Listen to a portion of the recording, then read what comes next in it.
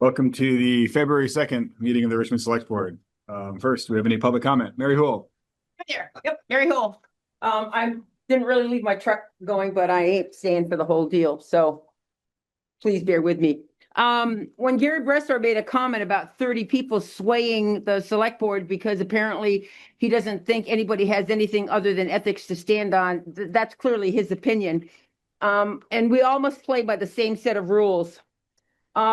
I know I'm not going to speak about it because you're going to talk about items F, G, H, I on the agenda. You're dedicating 50 minutes to this.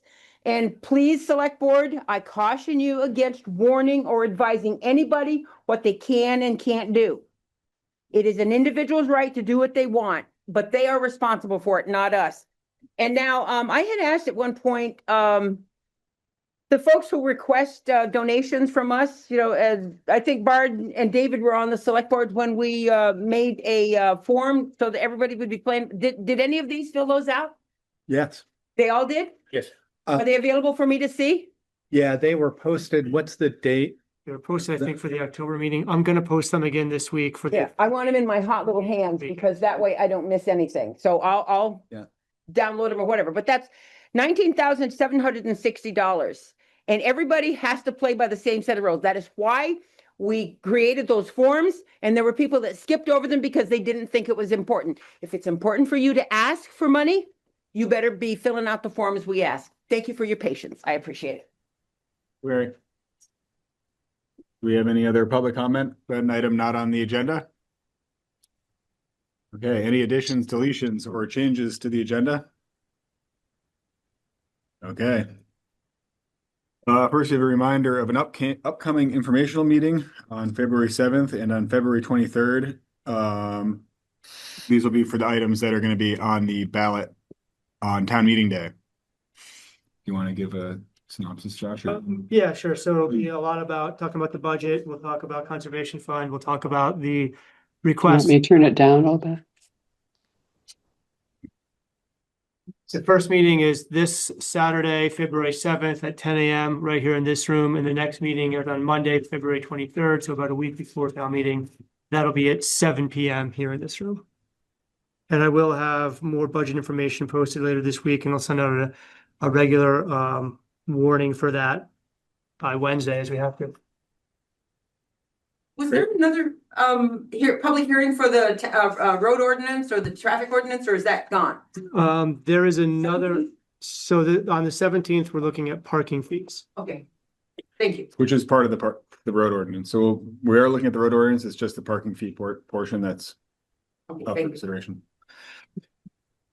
Next, we have an update on a conversation with the attorney regarding his behavior in meetings. You want to give a synopsis of this? It might be more eloquent coming from you. I don't know, you're pretty good.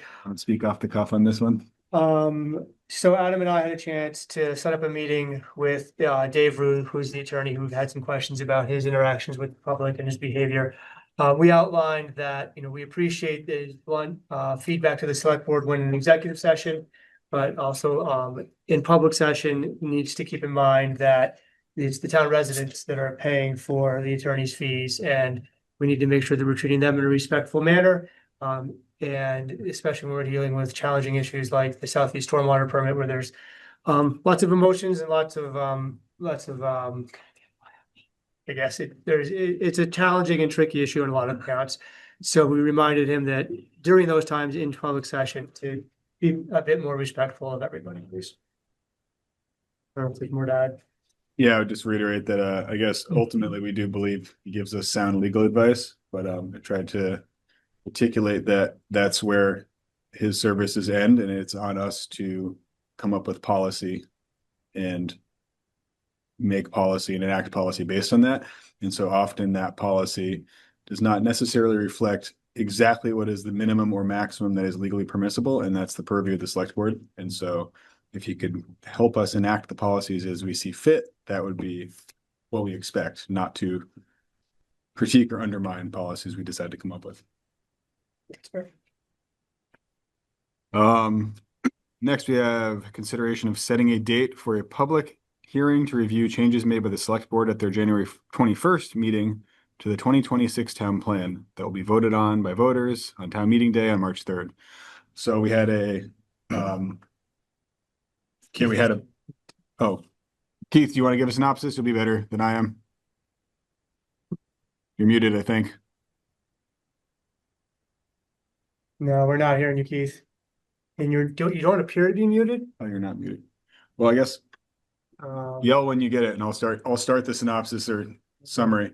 At our previous informational meeting, or I guess, sorry, our hearing, we made enough changes that we need to rewarn the town plan to make it to legally put it on the ballot. Yeah. And that big change was, oh, go ahead, Keith. You can hear me now. So, I mean, this is a perfunctory action based on statute. And on the 21st, changes were made to the plan, and that requires a planning commission report to be submitted. And that planning commission report would be reviewed via a public hearing. And that's what I'm asking you to set up for the 17th. We'll have that report for you. We have a meeting tomorrow. We'll review that report and get that to Josh as soon as possible for the 17th. Any questions?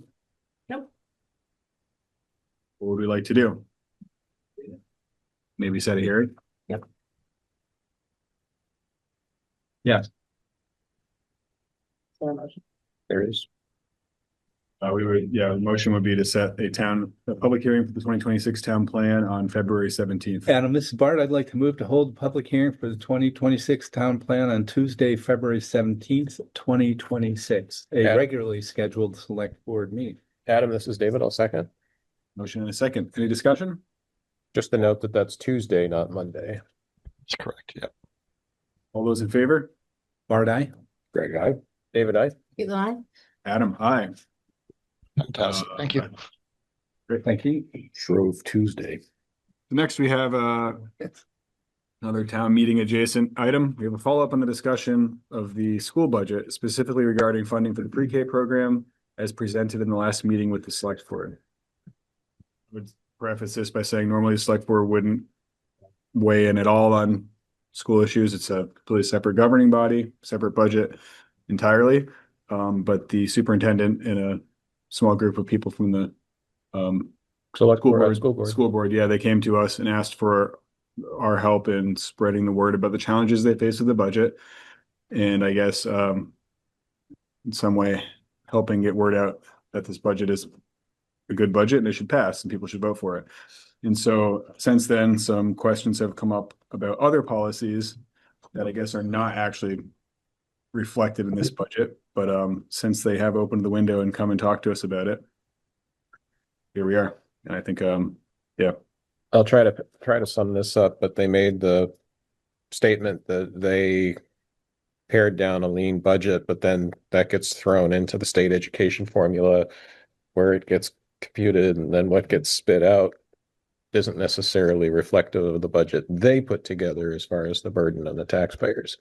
Yeah, so the big issue that we're talking about tonight, I think I can summarize it, is that since that meeting has come to, I guess not come to light, it's been made public that there's a pretty serious change to Richmond and MMU's pre-K program that was proposed very quickly. There's an RFP process going out, and also there was a survey of parents that how the timelines work out. There's a lot of trust loss between every stakeholder basically and the school board. So go ahead. So I was but my son's in daycare. I'm going to be in pre-K, and then not this coming year, but the following year. So as a parent, I was participating in those conversations heavily. And in light of it being on the agenda tonight, I took an opportunity to meet with John Muldoon, our superintendent, in person today, to just get some additional clarity and make sure that communication was clear, because I think a lot of what has been going on is that there's a lack of clear communication and understanding for a really big change that feels like the parent board and the citizens have not been involved in the conversation. And when you have lack of communication and what feels like lack of transparency, along with a major change, it can cause a lot of uproar, especially right now when there's a lot of things going on. So we had a really great conversation today. And I think my conclusion there is just there's some communication gaps that have happened. But I confirmed with John after the meeting what we had talked about to make sure that I was accurate in how I was perceiving the conversation, and he confirmed that back to me with a couple bullet points here, and I'll just read these just to be super clear. Just for that context, the RFP that was issued was an RFP out to providers to provide service in conjunction with the school service. And there was an example used in that RFP of certain hours that would be included as should be modeled within the submission of that RFP. And it wasn't very clear that that was a model and not necessarily the solution. And the RFP is, as John has said, the RFP is one piece of a larger exploration, so not the only path being considered. So this is a really important piece that I think has been missed in the communication, is that that RFP is not the only option. There's other options that we can explore and that we'll have the chance to explore as part of this. And the RFP gives us additional options than we would have otherwise had to be able to consider. And then one of the other pieces that I brought up was that, regardless of the RFP timeline, of the options and so forth, the timeline is really tough. So this is the time of year that people sign up for pre-K for the following year, and people plan years in advance for this to get their kid into pre-K. And some kids are already in and will be in the next year's program and are, understanding that they're going to stay in that program and had expectations of what that is. And John really was true to heart in saying that the district has heard those concerns, and the timeline is they're taking that very seriously. And I just reiterated that again, if we don't need to do this right now, can we please wait into another year? Because what we heard here was that the budget wasn't going to be changing, and that is still true. So to that account, we still have the option to be able to not move forward next year as I understood, or this year as I understood it, or move forward with a piece of things as I understood it. It doesn't necessarily mean that we are making a change for the following year, which was not very clear in the communications to date. One thing I would clarify is that when Caitlin says we, she means the community, not the select board. Yes, thank you. We have no say in Thank you. this. That's a very good, yes. And again, I'm stating what I had learned at the current. And I think the other piece that wasn't super clear in terms of the budget was of the solutions on the table would be limited to the RFP. That's not the case. All solutions are on the table, including internally developed ones. So not just the partner model that was outlined in the RFP, or a partner model or a similar partner model that was outlined there. And there's options for phasing implementation. So decisions about next year won't necessarily mean a full rollout everywhere at once. I think the core of the conversation that I had was that I reiterated that communication is critical right now. We need to be communicating with families who are in this transition period and trying to figure out what the steps are, and that there's a lot of work being done by the district to get us options to be able to have conversations about that will not necessarily decrease the amount of pre-K programs that we have in place, or programming and from a teacher perspective, but may actually increase. And so it's worth the conversation. And I know an email went out today to the pre-K families, and there will be a meeting next Friday for that input. There's 2 sessions to that. Does anyone else have anything they would like to say? I would like to say something. Sure. Ken. Yeah, we'll come up and Yeah. hear you. Uh, The good microphones at the table. Perfect. I just have a brief statement here, if that's okay. This is something that's very near and dear to me. I have 2 children in Richmond Elementary. One of them is in pre-K currently. One of them previously went through pre-K. My name's Sean Donovan. My wife and I are both UVM grads. We, like many young Vermonters, we left the state many years ago in search of careers. And in 2018, we made the very intentional decision to move back here, specifically to Richmond. We looked all up and down the I-89 corridor. And ultimately, what drew us here was the strong sense of community and the strong schools. We moved here from a place that had strong schools. We didn't want to raise our children there. The schools are kind of a make or break decision in that. And I can't stress enough how important I think it is to treat that seriously as taxpayers, and when we discuss changes to how we structure things like pre-K. I appreciate Superintendent Muldoon's letter to the select board, and thank you for the recap and the discussion. And I want to acknowledge and thank the district for responding to family concerns around the transparency and recently adding additional feedback opportunities, new surveys, virtual sessions. The additional engagement is meaningful and appreciated, and I hope the district's truly committed to using these opportunities to work through this discussion or this decision with parents.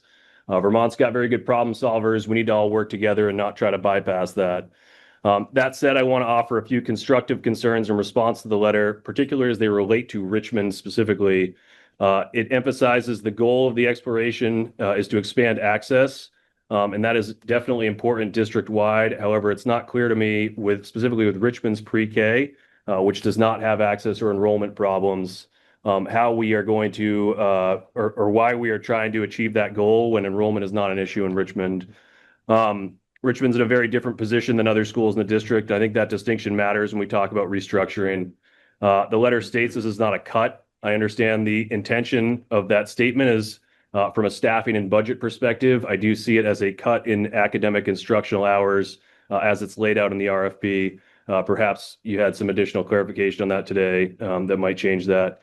And related to that, in light of attracting young families to Vermont and specifically to Richmond, parents have consistently said that quality pre-K education is a top priority, yet the RFP quality represents only 25% of the evaluation criteria, and I feel like that weighting sends a mixed signal about what is driving this process, particularly when instructional time with district staff is being reduced. I think you raised some really good concerns about pace here and the speed that this process is moving. I don't need to dive into that. From a select board perspective, I think this truly matters because early childhood education is not just a school issue, it's a community and budget issue. Vermont is facing a declining population, an aging workforce, and a shrinking share of residents in their prime working years. If we want young families to move back, stay, and invest here, stable and high-quality early education is part of that equation. Decisions made at this stage can either reduce future costs through strong early intervention or increase them if quality or confidence erodes. Given all this, my ask is a modest one. If the district's goal is to truly expand access and learn from this exploration, then Richmond, where pre-K is fully enrolled and functioning well, should not be forced into a change next year. Piloting or restructuring in schools where access is currently constrained makes sense. I think that adds to the available childcare options in the state. Preserving stability where programs are already strong also makes sense. I appreciate the work the district's doing. I appreciate the select board and discussing this topic. I hope that decisions moving forward reflect the differences between communities and prioritize quality as much as access and recognize how closely families tie these decisions to where they choose to build their lives.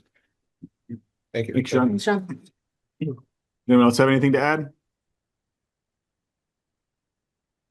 I guess I would follow up just a little comment or a statement from the perspective of a select board member who, we've been involved in topics that have had subpar community buy-in and outreach in timelines.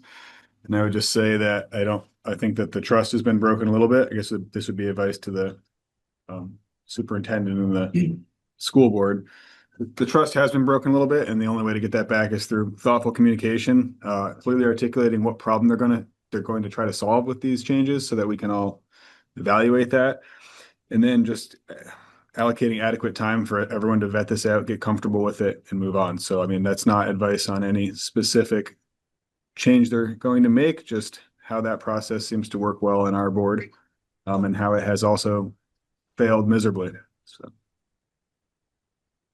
thank you, everyone. Let's see. Next, we have positive one, announcement of hiring a police officer. Want to do this, Josh? Sure. We're getting some feedback. Is somebody in this room? That's me. Is that you, Jeff? That's me. I apologize. Jeff.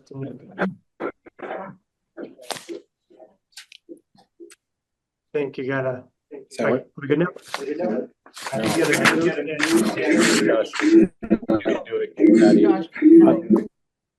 Well, I think Really sorry. I think the Patty is Jeff. Yeah, exactly. Thanks, Patty. I think it's me too. I want to get rid of it. Okay, there you go. I think we're good. Sorry, I was on the wrong control. No, we're good. It happens. Jeff, if only you had sat up here before, you know how hard this is. All right, so yes, we do have an announcement that we're hiring another police officer. Hiring police officer is ultimately a town administration decision, so it's done between myself and the police chief. We did invite Caitlin from the select board to come sit in on the interviews, and we try to do that with police officer interviews to get some feedback from the board as sort of members of the public providing feedback. But we're happy to announce that we've hired Blake Allen as an officer of the Richmond Police Department. He has over 20 years of experience in law enforcement in Vermont, and his first day will be this Thursday, February 5th. Congratulations. I'll Thank you, just Josh. add to that, I was part of that interview process and we're really lucky to have him on board. I'm excited to see that he's coming on board. Does this bring us up to full staffing now? Not quite. So we are budgeted for a chief and 4 officers. We're actually 3.5 officers in FY 27, thinking we might have a little lag in hiring. So this gets us an interim chief and 2 officers. So we still have 2 officer positions technically to fill, as well as the full-time chief position. Good, thank you. But it's trending in the right direction. Yeah, it's better than we have been over the last couple of years. So, and thanks to interim chief Cohen for his guidance and leadership in this world. I think it's been really helpful, and we've hired 2 people in the last month or so. So that's great. So you saying we had a 300% increase in our 200, sorry. That, we still get, we get applications rolling in. We do have Hopefully. it's been Thanks. great. Well, And then thank you to the select board. I think Thanks, part of that is the wages, and helping to increase the wages, I think has also helped to attract some candidates, which gives Chief Cohen some good people to choose from to help build the culture that we're all looking for. So appreciate it. next we have an acknowledgement of a receipt of a letter regarding Article 3 on the town meeting warning, which is a vote on a pledge to join others in working to end all support of Israel's apartheid regime, settler colonization, and military occupation.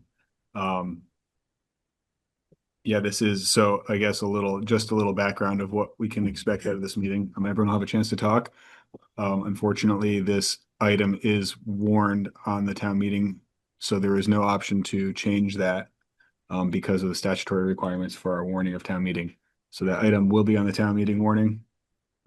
We can't change that now, but I would like to invite any of the signatories or writers of the letter to speak. Scott, go ahead. Thank you. I'm Scott Silverstein. I wrote the letter and passed it around for signatures on short notice. Unfortunately, I learned that this was coming to the town about 2 weeks ago. And a little bit more about myself. I'm a member of Ohavi Zedek Synagogue in Burlington. And I lead a fundraiser there called Bread for Peace, along with the Burlington Friends Meeting, Quaker House. We work together and we've raised over $10,000 for 2 charities for humanitarian aid, one in Israel, one in Palestine. I also convinced my synagogue to sign on to a program called Jews for Food Aid in Gaza, which is a combination of monetary aid to the Gaza soup kitchen and also a call on the Israeli government to not withhold food aid. And this petition, this pledge, it doesn't do anything to help the Palestinians. It feels good, but there's nothing in it it's a non-binding measure, so it doesn't do anything except it puts this language out there that smears me for being pro-apartheid. And it's unfortunate that after this exact same language coming before the Burlington City Council 3 times now, as of last week, and hearing many concerns and fears from members of the community that nothing in the language has changed. It's unfortunate that this is going to have to be a floor vote, which means that a small number of people in Richmond who are able to attend town meeting, 51% of those people are going to set a political world affairs statement for the entire town. And we have seen that the proponents of this pledge and other places try to delegitimize my voice, and that doesn't feel like education to me. It's propaganda. So I invite anyone else who's who'd like to speak now. But that's my statement. Thank you. Thank you.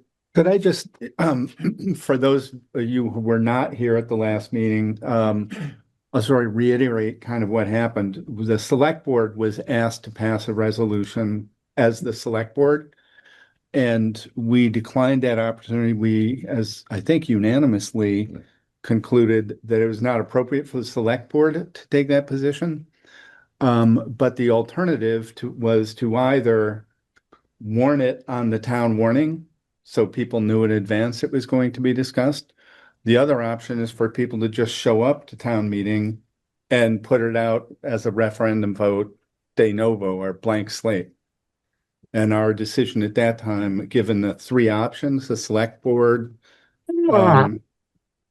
either pass or not pass the resolution, we put it on the town warning as requested by petition signed by, I don't know, dozens of Richmond residents, or say, no, we'll do neither one. You just have to show up cold to town meeting and then do it from the floor. And we took, for better and worse, perhaps, the middle course. So can I just add one clarification point? So I think the first option, just a slight correction, was the original question was to put a question on the warning about shall the voters of Richmond advise the chair of the select board and the select board to adopt the pledge. And then the conversation that night was, well, if we're going to put it on the warning, why not the voters just adopt it rather than recommending to the board? So I good point. Thank you for that. Marcy?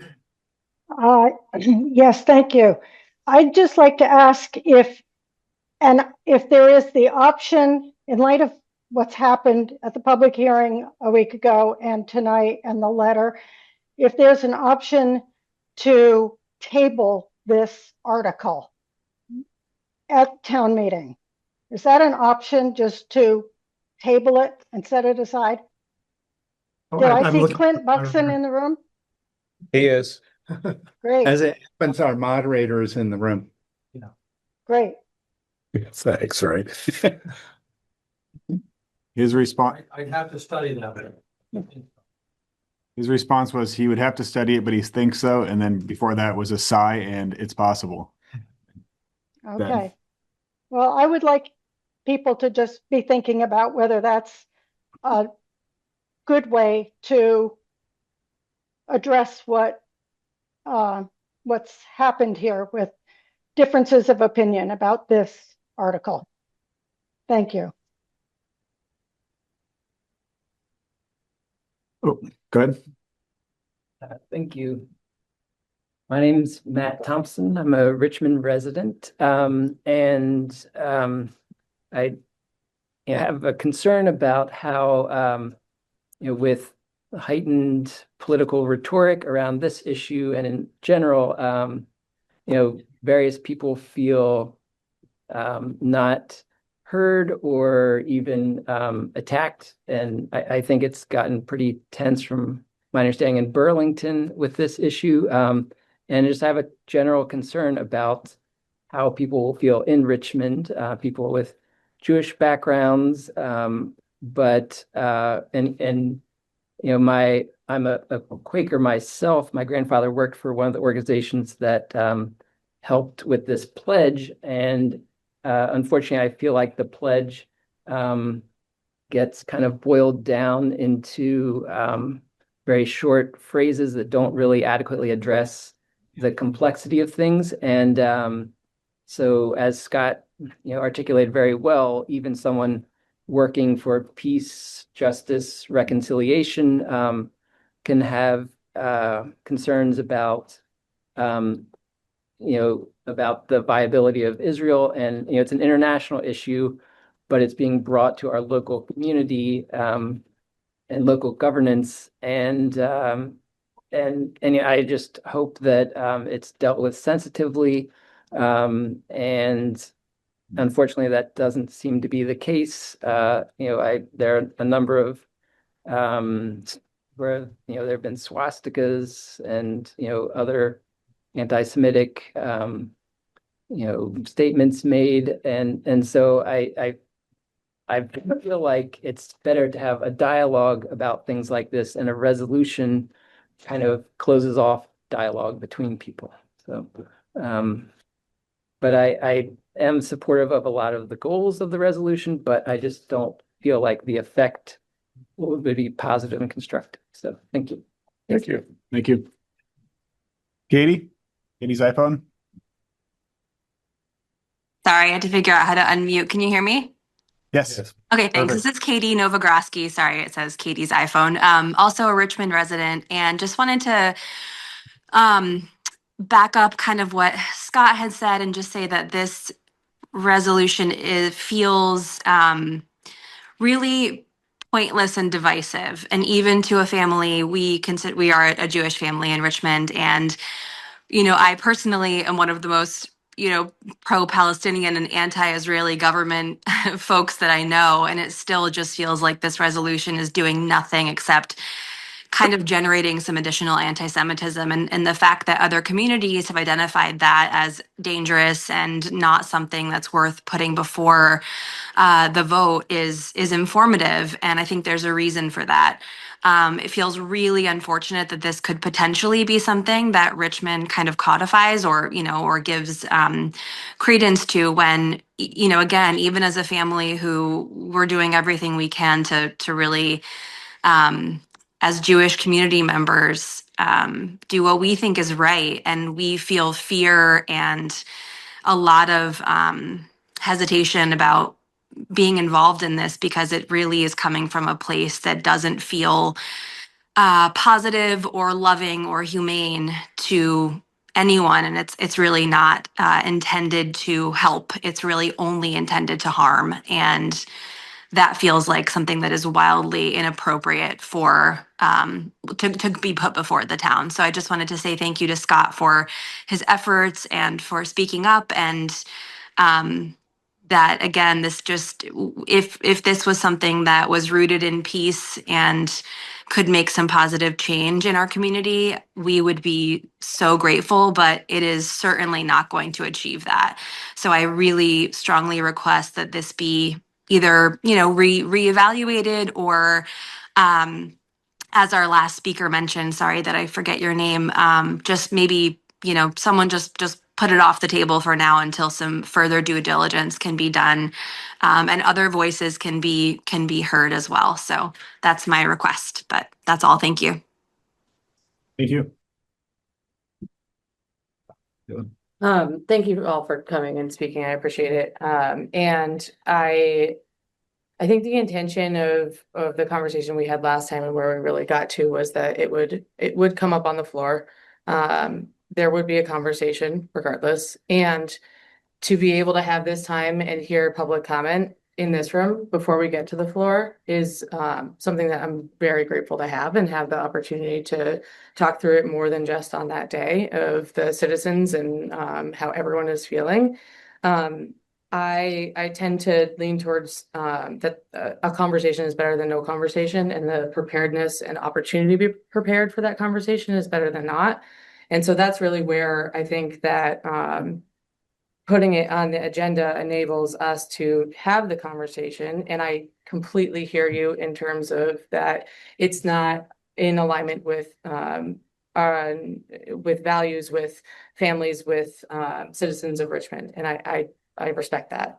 And I would love to see, there's a couple options at town meeting day. First, it could be tabled potentially, which we'll look into. Secondly, there can be amendments to anything that's put on the floor. So because it is an article, there can be amendments, and those amendments can be voted on in that room. And so there is the opportunity to change what this resolution is. And I would encourage you to look into what you would want to amend there and come with a proposition of what that would be, so that we can healthily have the conversation and decide as a town, what are we aligned with and how do we want to phrase it? Because like Bart said, we as a select board didn't feel it was appropriate for us to be the deciders of this, or to be the ones who are saying, yes, Richmond is on board with this resolution.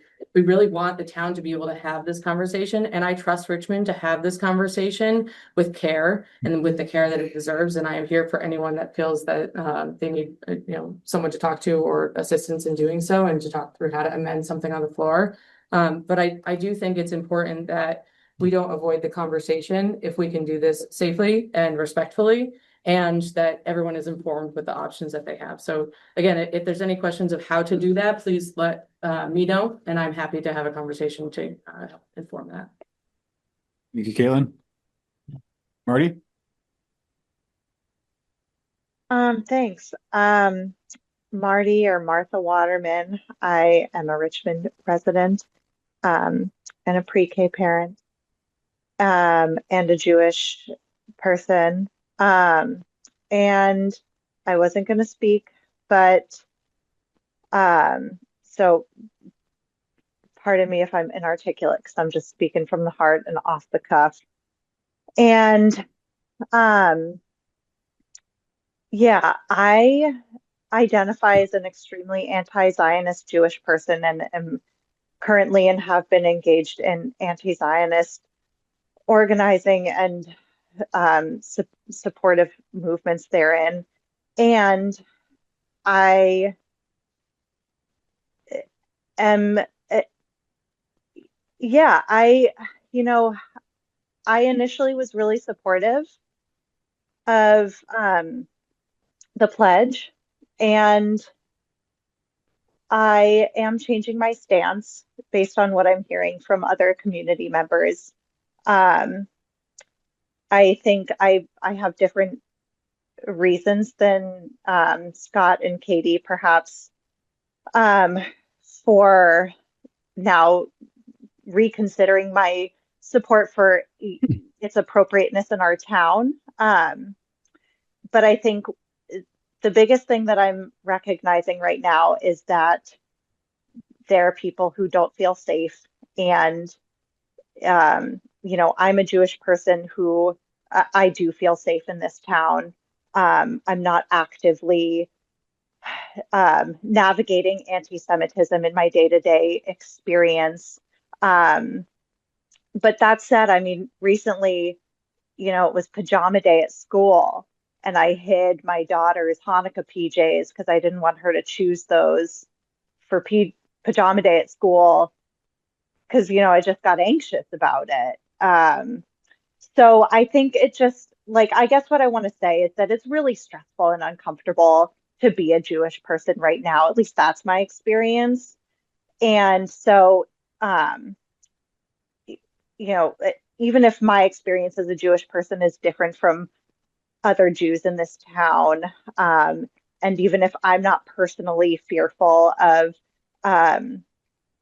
the possibility of this pledge opening the floodgates for expressions of anti-Semitism against Jews in Richmond, I really want to uphold and respect that there are other people who are fearful of that, or who have experienced that, and to just kind of slow down. And especially for a symbolic measure, I think that there is a lot of energy for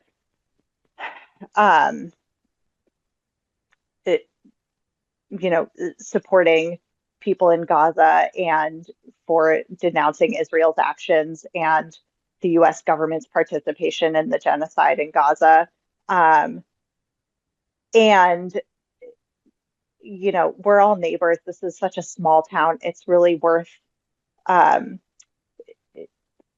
just being thoughtful about how we're treating one another. It's a scary time in this country. And I think we can achieve lots of things. We can engage in whatever forms of activism call to us, while also being respectful of our neighbors and protecting one another. Thank you, Marty. Thank you. Thank you. Stephanie? Thank you. I just Oh, I forgot. Thank you everyone for what they say. I just want to say I think Caitlin, I appreciate what you said and being open for people to come to you, and thank you for that. And I kind of want to respectfully disagree that I would really hope that we can table this, that if Clint says it's okay, because while I agree that our town can have respectful dialogue and I appreciate a good conversation, I think that right now at town meeting this year, we're not ready. I have fear that it won't go that well. And not because of Richmond or who we are. And I'm Stephanie Hartsfield. I live in Richmond. I am Jewish, and it's, not a great time to be a lot of different things, right? So I'm just gonna say that, but I also kind of don't feel great this year, but whatever. I just think that this is I appreciate Scott so much for stepping forward and taking the boldness and the bravery to ask us to sign on. And I took a long time to decide because it's scary. I'm scared to have my name out there too. And Scott's taking the heat for us. And when I found out that it's going to go to a voice vote at town meeting day, that's really scary. So, but part of it is I had to read everything really carefully several times. The letter, what this, that says, and Scott phrased it really well. Now he's getting smeared for people thinking he's pro-apartheid. And I just think the voice vote at town meeting, I've seen a lot of much simpler issues get nasty quickly at town meeting, and our moderator does an amazing job. I don't think we're ready. And I would respectfully ask if it's okay if we can table it. I just don't think we're ready. And this is super complicated. So that's what I want to say. Thank you. Thank you, Stephanie. Greg.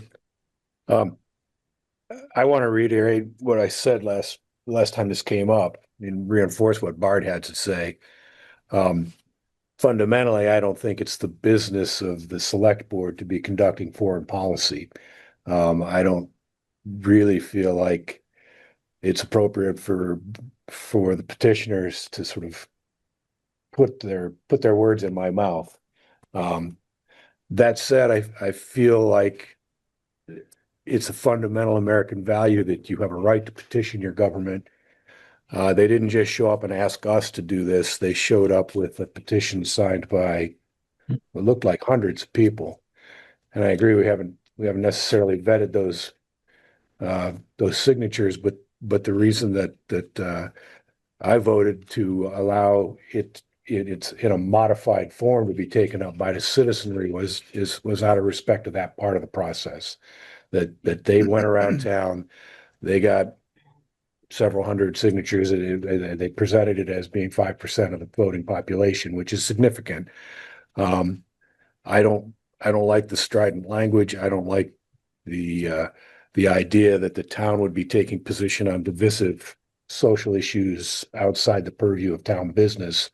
But I do respect the right of any and all people of Richmond to come forth and present their ideas to the government. Understanding the discomfort that a lot of people have and understanding that this is very personal for a lot of people, I would say that the best antidote to that is to show up with a better argument at town meeting day. I do think town meeting is a forum for people to hash things out. But at the time, I think I and the rest of the board rejected this being a select board issue. I personally allowed it to move forward essentially because of those democratic principles. And I would encourage, if you're really concerned about this, if you're passionate about it, to make sure you find the way to get to town meeting this year and represent your point of view on it. I don't know that this has broad-based popular support, but it had sufficient support to at least be considered by the town as a matter of democratic first principles. This may be a very minor point, and I don't want to take away the moderator's thunder, as it were, but it is also possible to move from a voice vote to a paper ballot from the floor. How many people? 7. by 7 people. So that's a really minor point, but it is possible to somewhat nimbly move from voice vote to paper ballot. That's the will of the voters present. And it has, in my experience, happened at least twice in the past that I can remember. For what that's worth.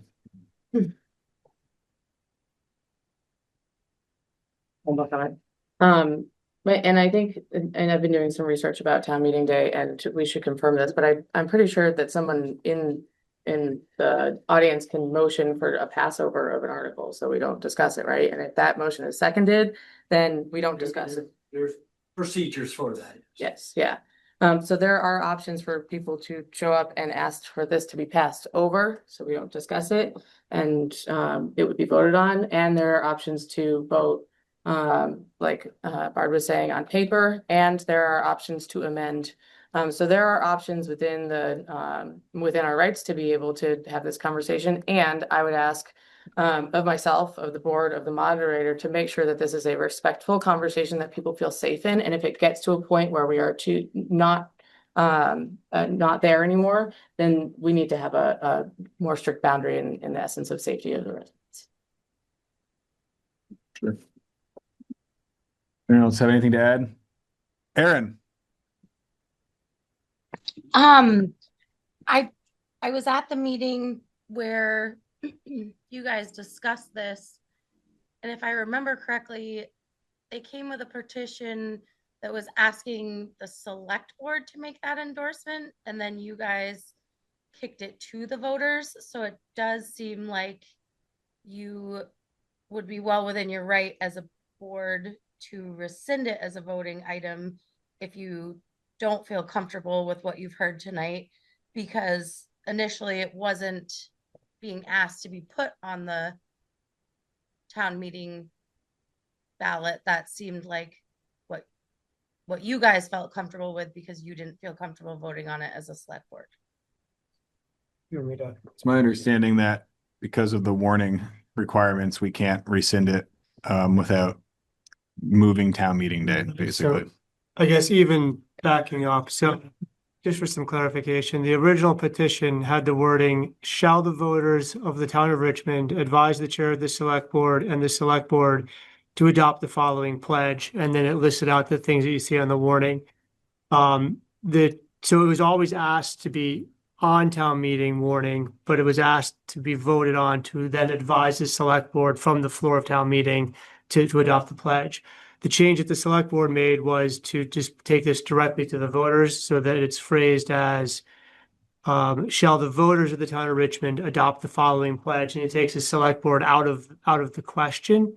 And as to the timing, as Adam was saying, the town meeting's already been warned. This is on the warning. It's already been posted. The last day to post was this past, I think yesterday, was February 1st. So there's at this point no way to pull this off of the town meeting warning, and there's no way to do that with the time frame.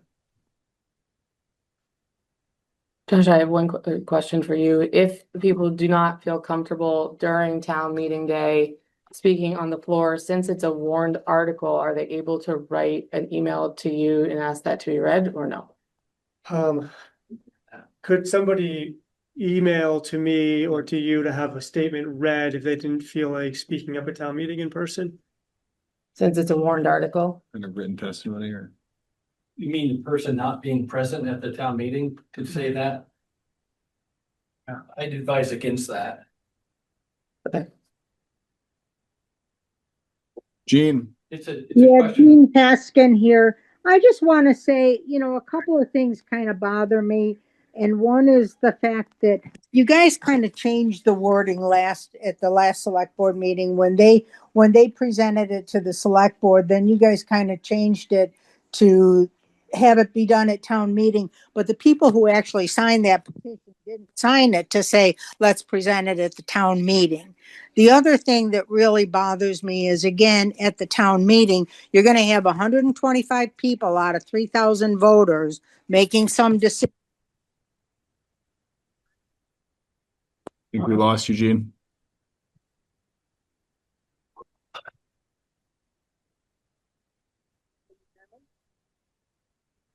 Anyone else have anything to add? I guess I don't really have any statement on this. Ian, go ahead.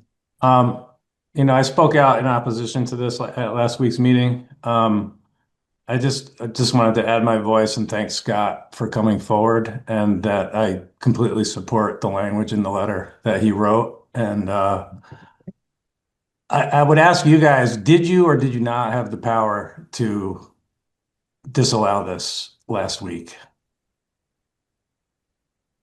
Well, I guess I wasn't there. But you I'd did say- decide to allow this to happen. So, so the petition that was brought forward was not a petition that. It's not a legally binding. It's not a legally binding Yeah, so petition. the select board had the authority to do nothing or anything they wanted with it. It's my understanding that this was seen as a reasonable middle ground. I think that what was lost was what was happening in surrounding communities, most likely, in that the fear this would instill in them. Okay, so in retrospect, do you think you might have made a different decision knowing what you know now? No, Okay. think so. I wouldn't. All right. I'm only one. And partly because there were a number of people who signed that petition, and I think what's different about this conflict is the billions of dollars of military aid that are used in the conflict, that our taxpayer dollars are actually paying for a lot of the munitions that are used in that part of the world right now. And from my perspective, it really is back to democracy. And I really appreciate people's perspectives about sort of the safety and the the backlash, if you will, from various people. The challenge in a democracy like ours is, do you then not talk about things, or do you talk about things? I think the challenge is how to talk about things in a nonviolent way. In spite of it, at its root, the conflict has a lot of violence day to day. Yeah, I will also bluntly say I would not change the decision that I made there too, in terms of putting it on the warning. I think it's important that people understand what's coming so that they can be prepared and have the ability to speak out and speak tonight and have more conversation about it in the channels that are being made available in terms of this evening, instead of it just coming to the floor and it still being a conversation and still being something that's brought up. I would rather people have that warning and that ability to organize beforehand. And additionally, I sat in this room months ago, maybe, and listened to this town debate the Black Lives Matter sign outside. And we had people of color in this room that are citizens who sat through that conversation. And I appreciate that it was a very hard one. And it was really difficult to hear some of the things that were being said in that room. And I know that some of these conversations can be hard, but I do still think it's important to have the conversation. We have Marcy and then Ben, and then I think we need to move on. Go ahead, Marcy.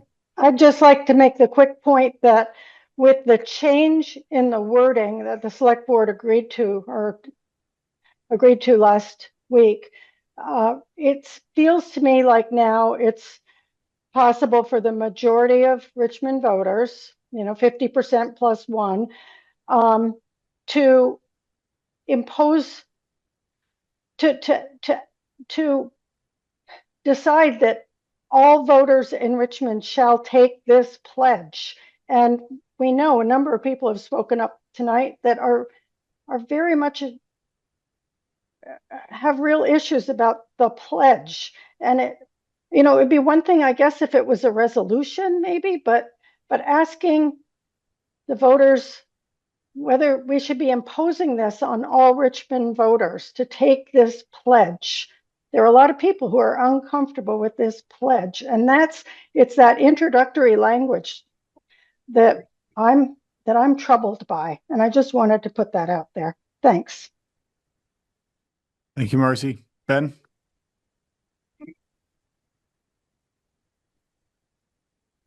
Hi, thank you for letting me speak. I just have a question about the process, again, how this came onto the ballot.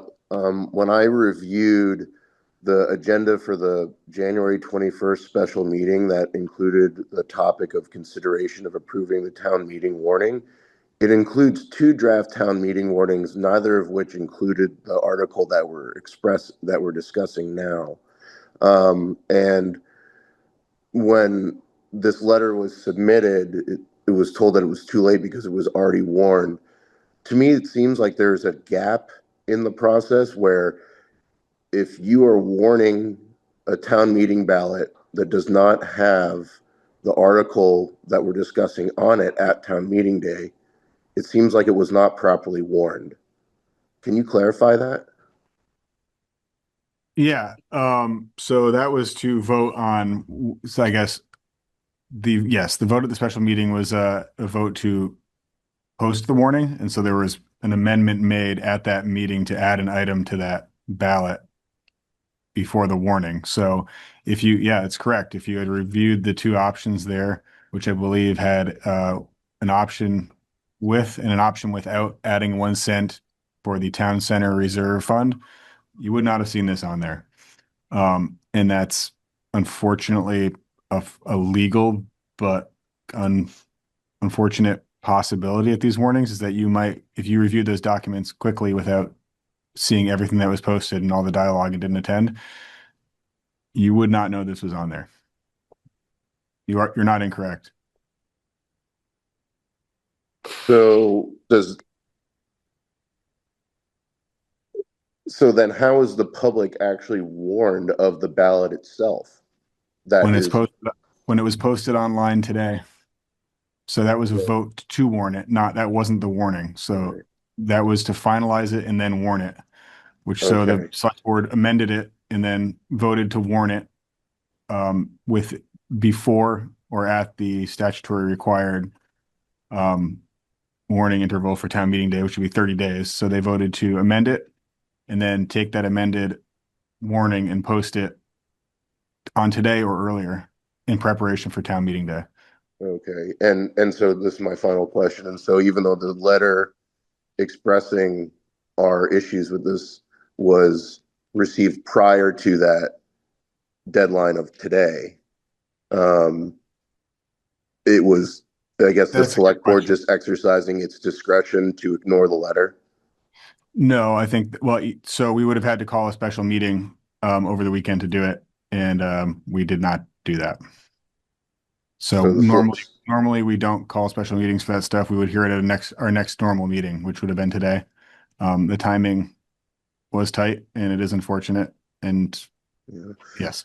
And I guess just on my final mention of this is that, I think people have expressed the divisive nature of this, and we have seen increasing violence against the Jewish community across the world and in this country because of these divisive resolutions and statements.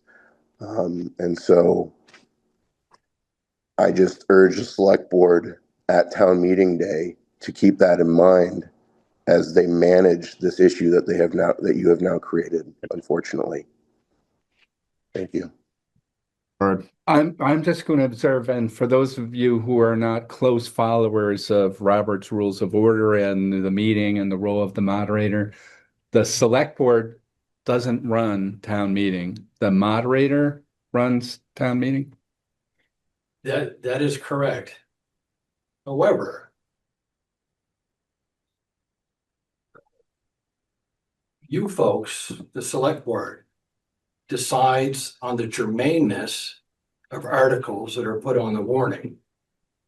It doesn't happen without your approval. Enough said. So the point is to get germaneness of, is this town business? Is this something you want to put on that? You made that decision. And it's a good. And then the moderator has to deal with that. Yeah. And the population has to deal with that as well. Just make sure that that's understood, folks. So I'll just say from my position, how I thought it was germane is our billions of dollars of military support that come from taxpayers of this town, that it is of interest to the town, and of course, the petition as well. But observe, if it weren't on the warning, it could still come up Under other business. from the floor And under has other for years business. and years and years and years. That's how these types of things, nuclear non-proliferation, things has always come up under other business. So it has been decided by the select board that this article will be warned, and you feel as a body that is germane to town business. And so in that sense, it would seem to me that it's not a question of whether it would come up at town meeting, but how it would come up at town meeting. Whether it comes up as a warned item that people are aware of in advance. And the other option is to not put it on the warning and have it come up from the floor. And then the moderator in either case will deal with the conversation and whatever motions, amendments, tabling, however that plays out with the skill that we observe. Recall that the article under other business is by definition non-binding. It'd be advisory. You guys can decide on what color to paint the bridge. And we'll vote on that. We did that. And those type of things, but it's all advisory underneath that. This is, in my mind, moderator's mind, a little bit different than is now Article 3 about a warned item. Understood. Thank you. Does anyone else have anything in the room? Okay, I think we need to move on. Thank you, everyone, for. Chelsea had a. Yeah, we gotta move on. Okay. We're sorry, Chelsea. Gotta bounce. Next we have item G, the overview of citizens' rights when interacting with federal agents. I'm gonna step out while you guys do this. I have to go to the bathroom quick. Be right back. Yeah, go for it. Oh, you guys. While you guys are getting set up, I just want to tee this up. There's 3 things on the agenda, this and then the next 2 topics as well, which are all somewhat related. And I just wanted to put a statement around these and why we're doing this tonight. So I think we all very much understand we are living in very unprecedented times at this moment. What's happening in this country, highlighted by the events in Minnesota, is something that we just cannot ignore. Families are being separated. People are afraid to send their kids to school, to go to work, to answer their doors, to access healthcare facilities.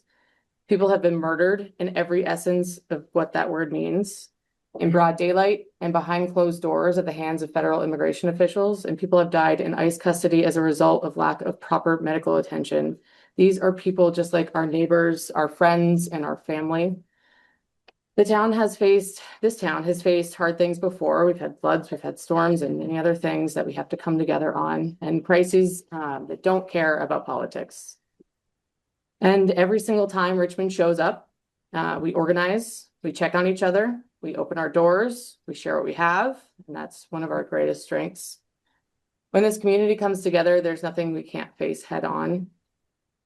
And what we're doing tonight is no different from that. This is emergency preparedness. Not for a flood, but for a moment in our country when people need to know their rights and to know their neighbors and have their backs and need to know that their town won't look away. So tonight we're going to do 3 things. The first thing is that Chief Cohen has joined us this evening, and he's going to help educate us on our constitutional rights when interacting with federal agents. And I just want to point out, we had a conversation briefly at the beginning that we've hired a new officer. We've got a lot of folks interested in this town, and that really is going towards what we've been working for. And this is really what community policing looks like. And I'm very proud to have Chief Cohen presenting this evening to help our community understand their rights generally. This is what we will continue to invest in, and this really demonstrates a department that really serves and protects this community. So thank you. Secondly, the next thing that we'll go into after this is I'm asking the board to approve posting a resource list on our town website so residents can easily access critical information. Education is how we fight fear. When people know their rights, they're empowered. When communities share information, we get stronger. And this is one of the most basic ways we can organize as a community through access to and sharing of information. And then third, we're going to discuss a resolution, not because resolutions change federal policy, they don't, but because silence is a choice. And right now there's no time for silence. This is a chance for us to say, we see what's happening and we refuse to look away. There are forces in this world right now that want us divided, that profit from fear, that mistake cruelty for strength, but they are wrong. The real power has always been with us. It's in our schools and the way we show up for one another when it counts. Education over ignorance, kindness over hate, and community over division is how we win. It's how we've always won. Richmond's a small town, but small towns that stand together have moved mountains. And tonight I'm asking this board and this community to stand with our neighbors and to show everyone watching that this is what power looks like. It looks like democracy. And it looks like demonstrating that democracy and understanding the rights that those of us before us have made the ultimate sacrifice for. And it looks like this room and these people and this community, and doing's hard work, but it takes some to change things. Thank you. With that, Officer Chief Cohen. All right, good evening, everyone. So Chief Cohen, I'm with the Richmond Police Department. Those don't know me. One of the things that we putting together this presentation, I want to reiterate, this is just information for educational purposes. It's not legal advice. Everyone has to make their own choices as they go forward. But I do want you to be informed about what choices you have and what you can and cannot make. With Caitlin's point, this is also a broader picture of public safety. So to have our population know what they can and cannot do and how to keep themselves safe when interacting with federal agents or any and all law enforcement, I really took a very broad stroke with this to make it interactions with almost any law enforcement, not just federal agents, but there are some parts about federal agents in particular. Also, as I go through this presentation for time, I put a lot of information, more than I normally would in a presentation, on the screens. So I do expect people to read it or to go back another time that they can read it, because I know that at some point somebody might look at this up and want a reminder of what they can and cannot do. So I might not touch everything that's on the screen or every single slide very in depth, just for brevity of time. So I'm going to start with some really key takeaways. We want to verify document types, and I'll go over much more detail on all this stuff, but the word judicial or judge's signature when looking at documents give that document a lot more power than a subpoena or request or a detainer. One of the big pieces, if you do interact with law enforcement, doesn't matter who they are, you maintain a very calm professional demeanor. This is, for most of us, this is our full-time job. This is what we do. And we want to maintain that same demeanor back. So when someone's interacting with a law enforcement agent, if they can keep a very calm and professional demeanor, it makes that interaction go a lot smoother. It doesn't matter how that ends, but it definitely makes it go smoother. One big thing is know the difference between a request and an order. Law enforcement, we as in general, especially Vermont, like to request people to do things. Requests are very nice. They get people to, you get more people with honey than you do with vinegar, right? More flies with honey than vinegar.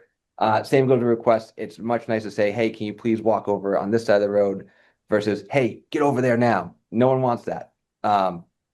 Versus an order is also very important when I deal with law enforcement, that we as law enforcement, if we think there's a need for safety or it's within our rights or the law, we might order somebody to do something, and that order has to be followed. And when law enforcement really tells you this is an order, that's them telling you this is going to happen. I believe I have the right to do this, or I have the legal grounds to do this, and you need to follow this direction, or I'm going to make you do it. And that's really an important distinction to know when interacting with law enforcement.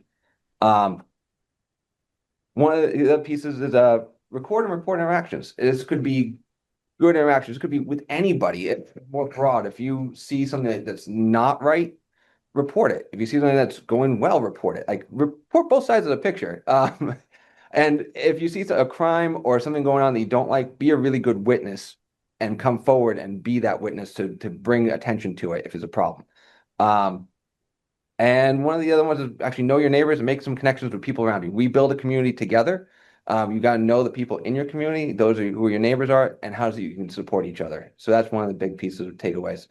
I'm really going to very quickly touch base. There's two different levels of sovereignty. There's the federal government and our local state governments. A lot of powers that the federal government have, the states don't. So a lot of power states have, the federal government doesn't. And really, the federal government can't make the states enforce federal laws. That's one of the biggest pieces of the puzzle and why we have a lot of this conversation today.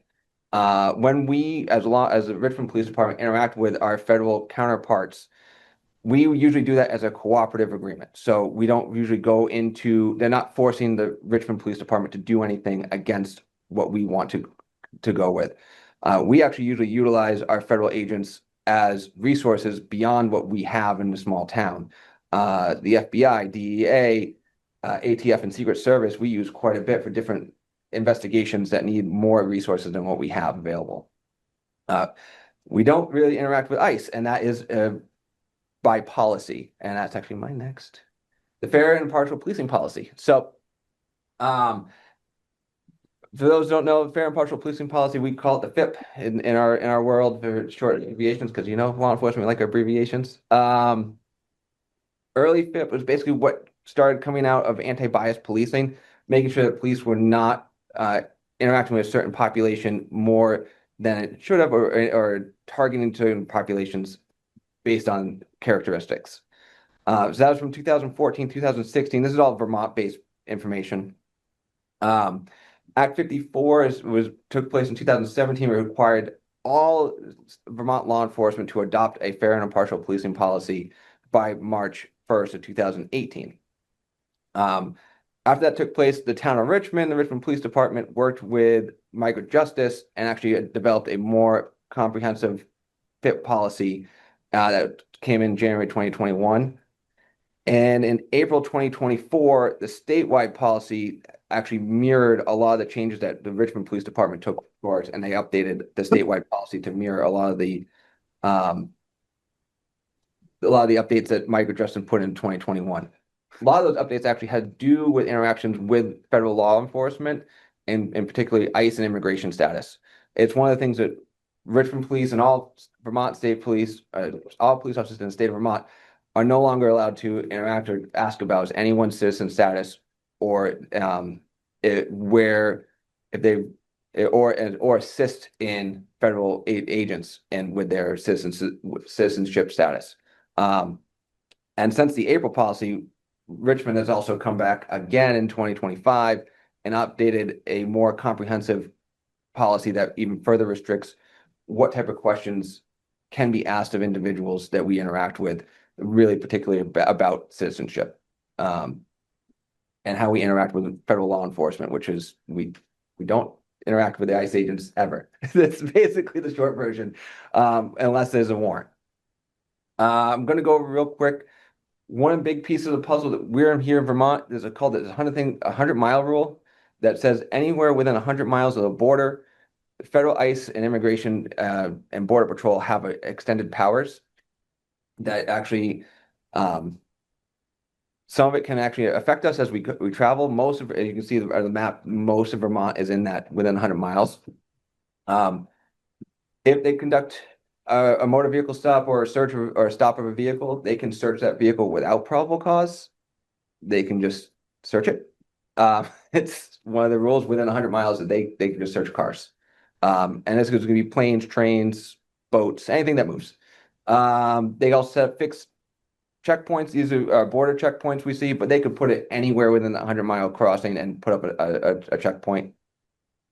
Their agents, their roving patrols, their agents can actually conduct motor vehicle stops outside of their checkpoints as they drive around.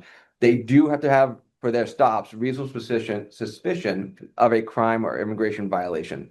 But that bar of reasonable suspicion is very, very low.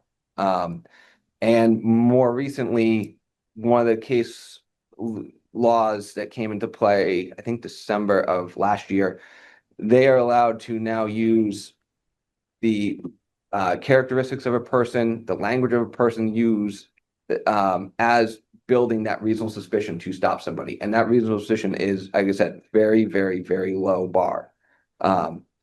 Most of what we work with is actually probable cause, which is more likely than not.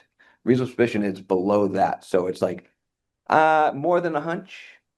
There's something that says that this person might have committed a crime, but it's very, very low bar. And then the other piece, which is expedited removal, basically if someone is stopped by a border patrol or an ICE agent within that 100 miles, and they can link them to a crossing within 14 days, then it's a 48-hour removal period. It's very, very quick. I'm going to kind of switch gears a little bit. So this is really where I'm getting either it's a request versus an order. And I'm really focused right now on just the paperwork part of this. Really a request, just what I said, they're non-binding. They don't have, they ask really for voluntary cooperation. These are things like administrative forms, subpoenas, ICE detainers, at least for agencies, not always for people. So, but a lot of when interaction with them, when it comes to the orders, these are the things that you are demanded by court to provide, and these are usually these are the warrants, the search warrants, arrest warrants. These, if we don't comply with we don't comply with the federal side. I'm a little off on this one, but the federal side, and this is more about if they come to us as the Richmond Police Department, we don't have to comply with any of their requests until it becomes a warrant. Then we do have to comply with that. If we don't comply with the federal request, there's not really a lot of penalties for us. As individuals, there's going to be a little bit more for those penalties. But if we don't comply with the warrant, then we all can get arrested, kind of short version, and face obstruction charges.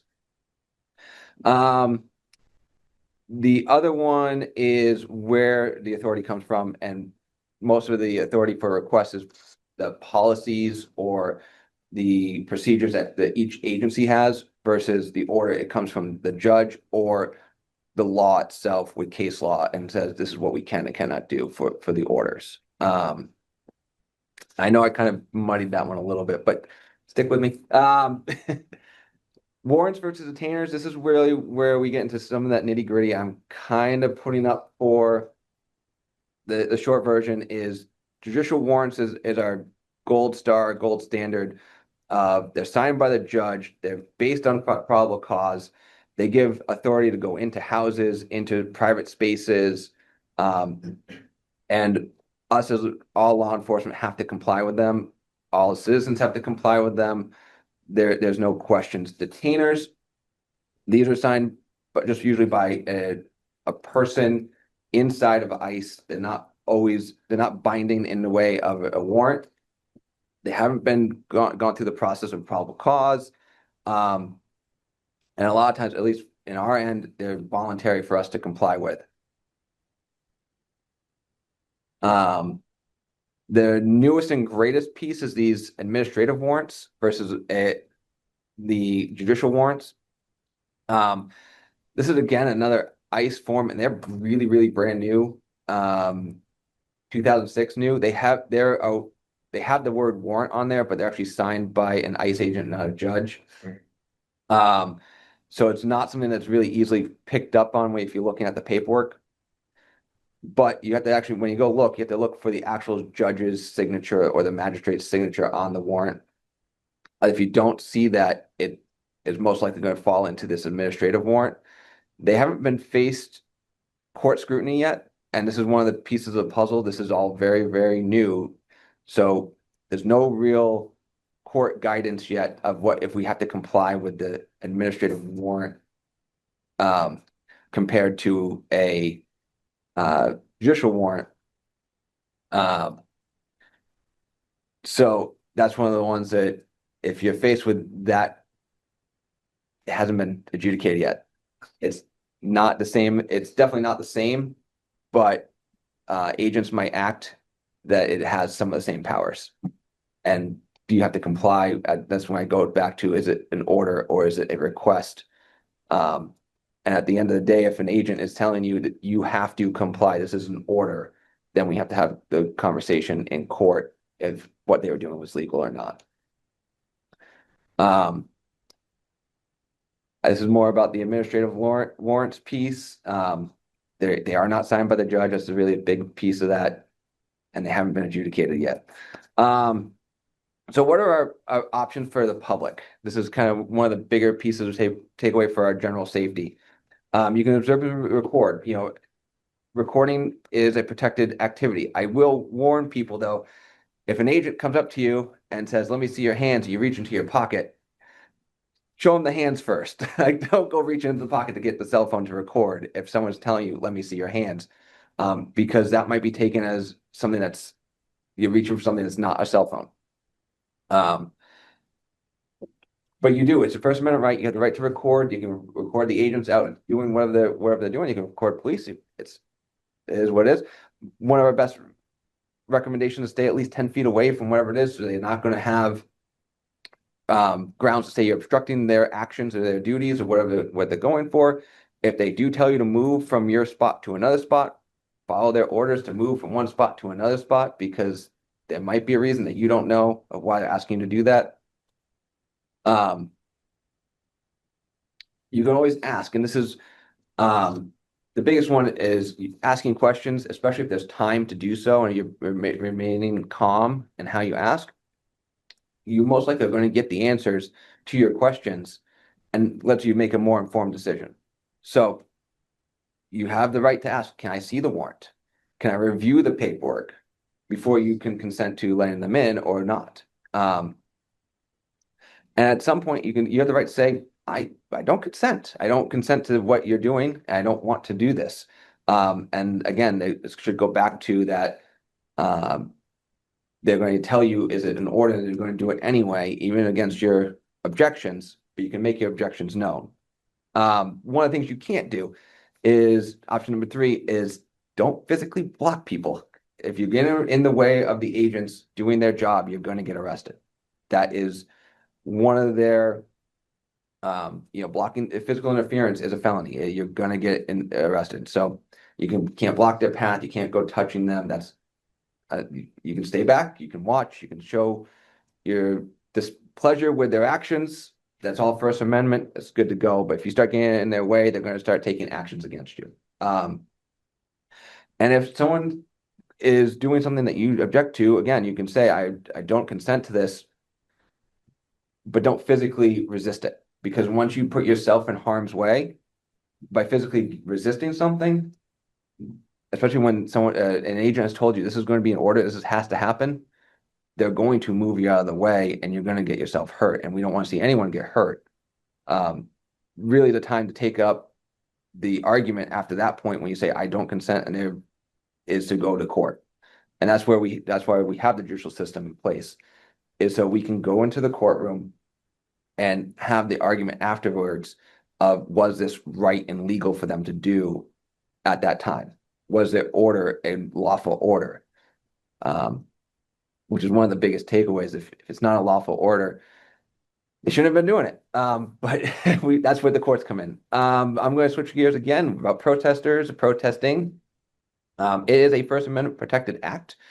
Us at the police department, our job is actually remain neutral in any protest role. So if someone is protesting or anti-protesting, going against a protest group, our job is to maintain safety within and maintain the people's rights to protest, both the people who are there and people who might want to protest against them. Our job is not to take either side, is to make sure everyone has their right to have their voices heard. And one of the things that I want to point out, though, when you do go protest and protest legally, it's not to commit another crime while protesting, because you can get arrested for committing other crimes while protesting. And even if someone does commit a crime that is part of a protest, that protest that crime may be even hit with a hate crime related upcharge based on what that crime is and what's being protested and what's being said. So we do not charge officially hate crimes in the state of Vermont. It's actually an enhanced penalty. But what happens is if a person is targeting a group, it could be for a perceived class, it could be a perceived race, it could be a religion. There's more, I'm not thinking off the top of my head, but there's like pretty much any protected class you can think of. If someone's committing a crime against that class of people, individuals, they can be charged with the crime plus the enhanced penalty of a hate crime. It's proven that the purpose for that crime was because, or in a reason for it was because of the protected class. So if you are out protesting and you get attacked by another protest group, your protest group, it's hard to not pick a side. I'm trying to be very, very neutral. But if you get attacked by an anti-protest group for whatever reason you're protesting, if your reason for your protest was a protected class, that a person who commits a crime against you can be charged with a hate crime. Is that clear as mud? Sorry, it's really one of the very challenging, keep maintaining everyone's rights to freedoms while keeping the peace. And our job is really to do that, is to maintain everyone's right to and their freedoms while maintaining peace and order. So now I'm going back to my key takeaways, and I'm going to kind of open up for some questions first from my board to see if I can clear up anything that I kind of went quickly through. I think one thing that we had talked about, which was just it hit home for me, is not just that it's a judicial warrant, but it's specific to the situation or location. So it can't just be a catch-all warrant, right? It has to be specific. Yeah, when you're reviewing the documents, they will actually be specific language in there for what can be searched and what they're searching for. And that usually limits where they can search. So if I'm looking for a human body, I can't look in someone's file folders for a human body. A body can't fit into a filing cabinet. That's like, or a folder. And so same way it goes with if someone's in a property, let's say it's someone's house, the warrant needs to actually say, I'm going to have your permission to search the house and for the person. So one of the things that I've seen, sort of in popular media has been, don't open the door, don't open the window, so the question of, does opening the door change the situation in terms of somebody's entrance into your home or property? Without going to legal advice, it could. Depends on what warrants that are there and what power has been given to that law enforcement agent. So if they have a warrant for the house and you don't open the door, they're coming in anyway. Right. You're just going to have one less door in your house. If there's no warrant for the house and they only have a warrant for the person that's in your house, sometimes federal law might be slightly different on this one, but in the state of Vermont, we need a separate warrant for the house and the person. So we need two. So no, any others?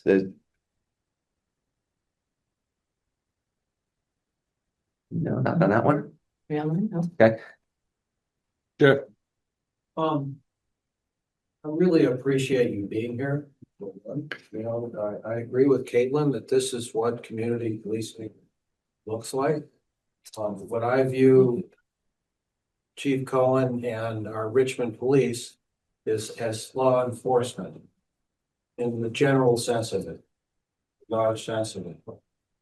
Immigration and customs enforcement is a very narrow,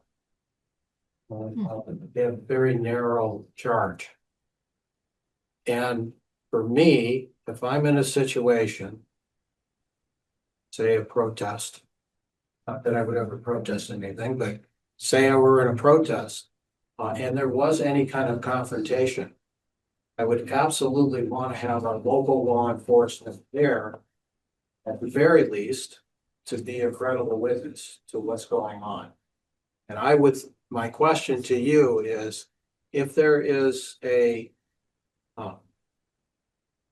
conflict between ICE agents and protesters, and there's local law enforcement there, would you consider yourself an exceptional, credible witness as to what's going on that could be used to help clarify the situation in court? Yes, the short version is we're definitely going to be credible witnesses. One, I think I hear maybe, would we intercede? I heard maybe it wasn't asked, but would we intercede on behalf? We honestly can't intercede with federal agents unless it becomes to the point of unlawful actions that they are taking. But a lot of times what their actions that they have taken are within their scope of their practice. So we have to balance out what is within their scope versus what is actually legal and lawful in the state of Vermont. If we intercede and see somebody physically being assaulted multiple times beyond, we have to intercede. But if we see somebody who is just being arrested and detained, we can't. And that's a very, very sticky situation to be in on all sides.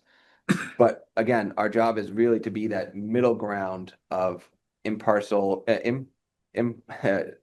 unbiased witnesses of what's happening, reporting back the facts of the case of what happened.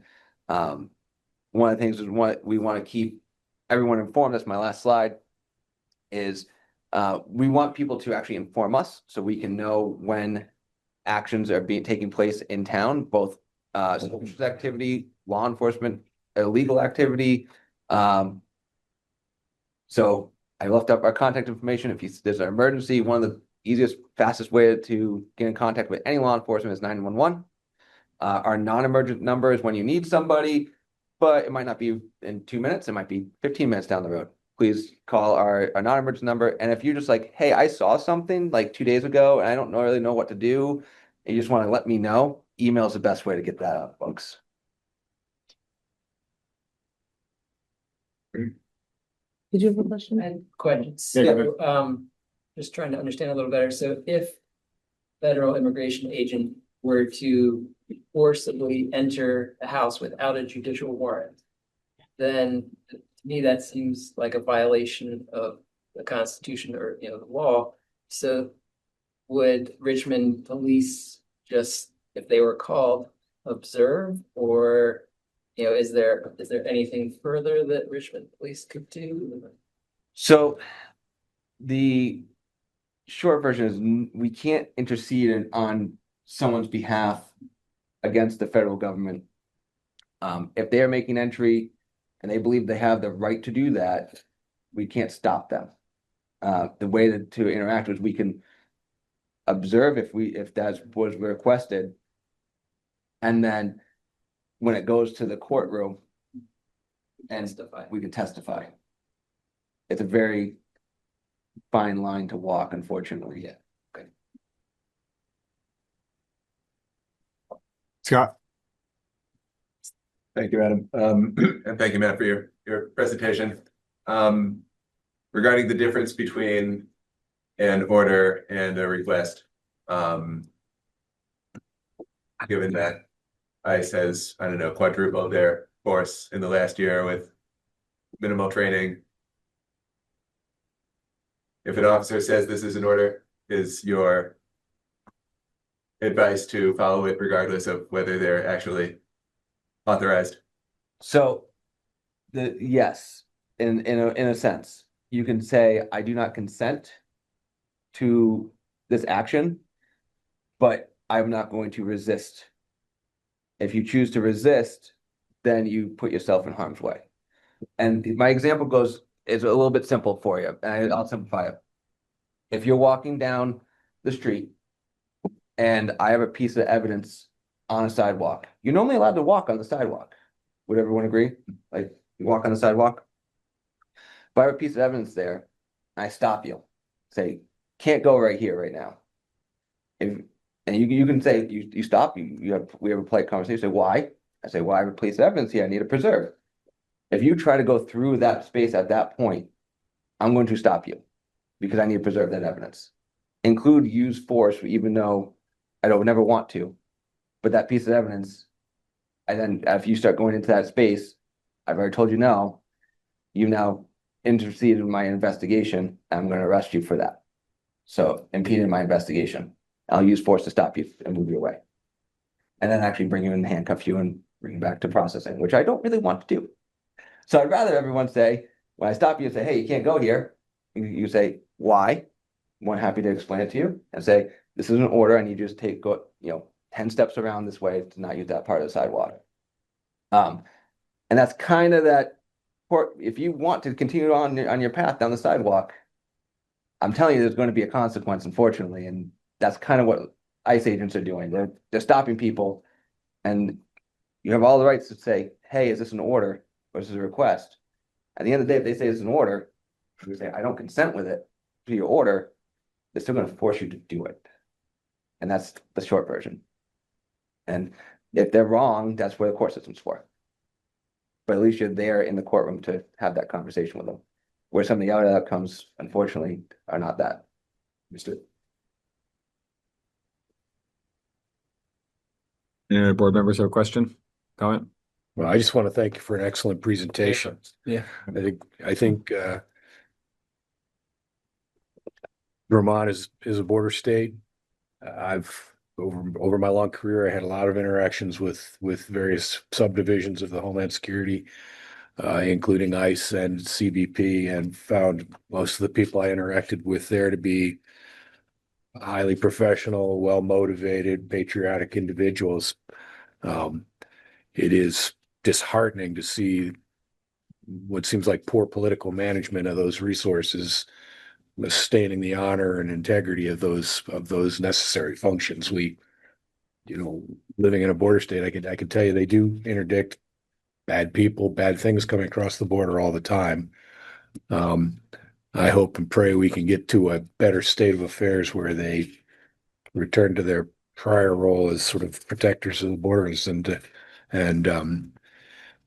the fact that they're antagonizing citizens is a stain on their honor, and I appreciate you helping give the citizens of town some insights into how to recognize when that's going on.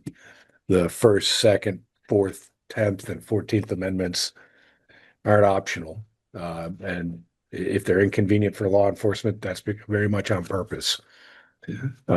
So thank you for your insights. I do think this is relevant to town business in that we live in an area where CBP and ICE are active, they're stationed here, and we could be the next state to be targeted for enhanced operations.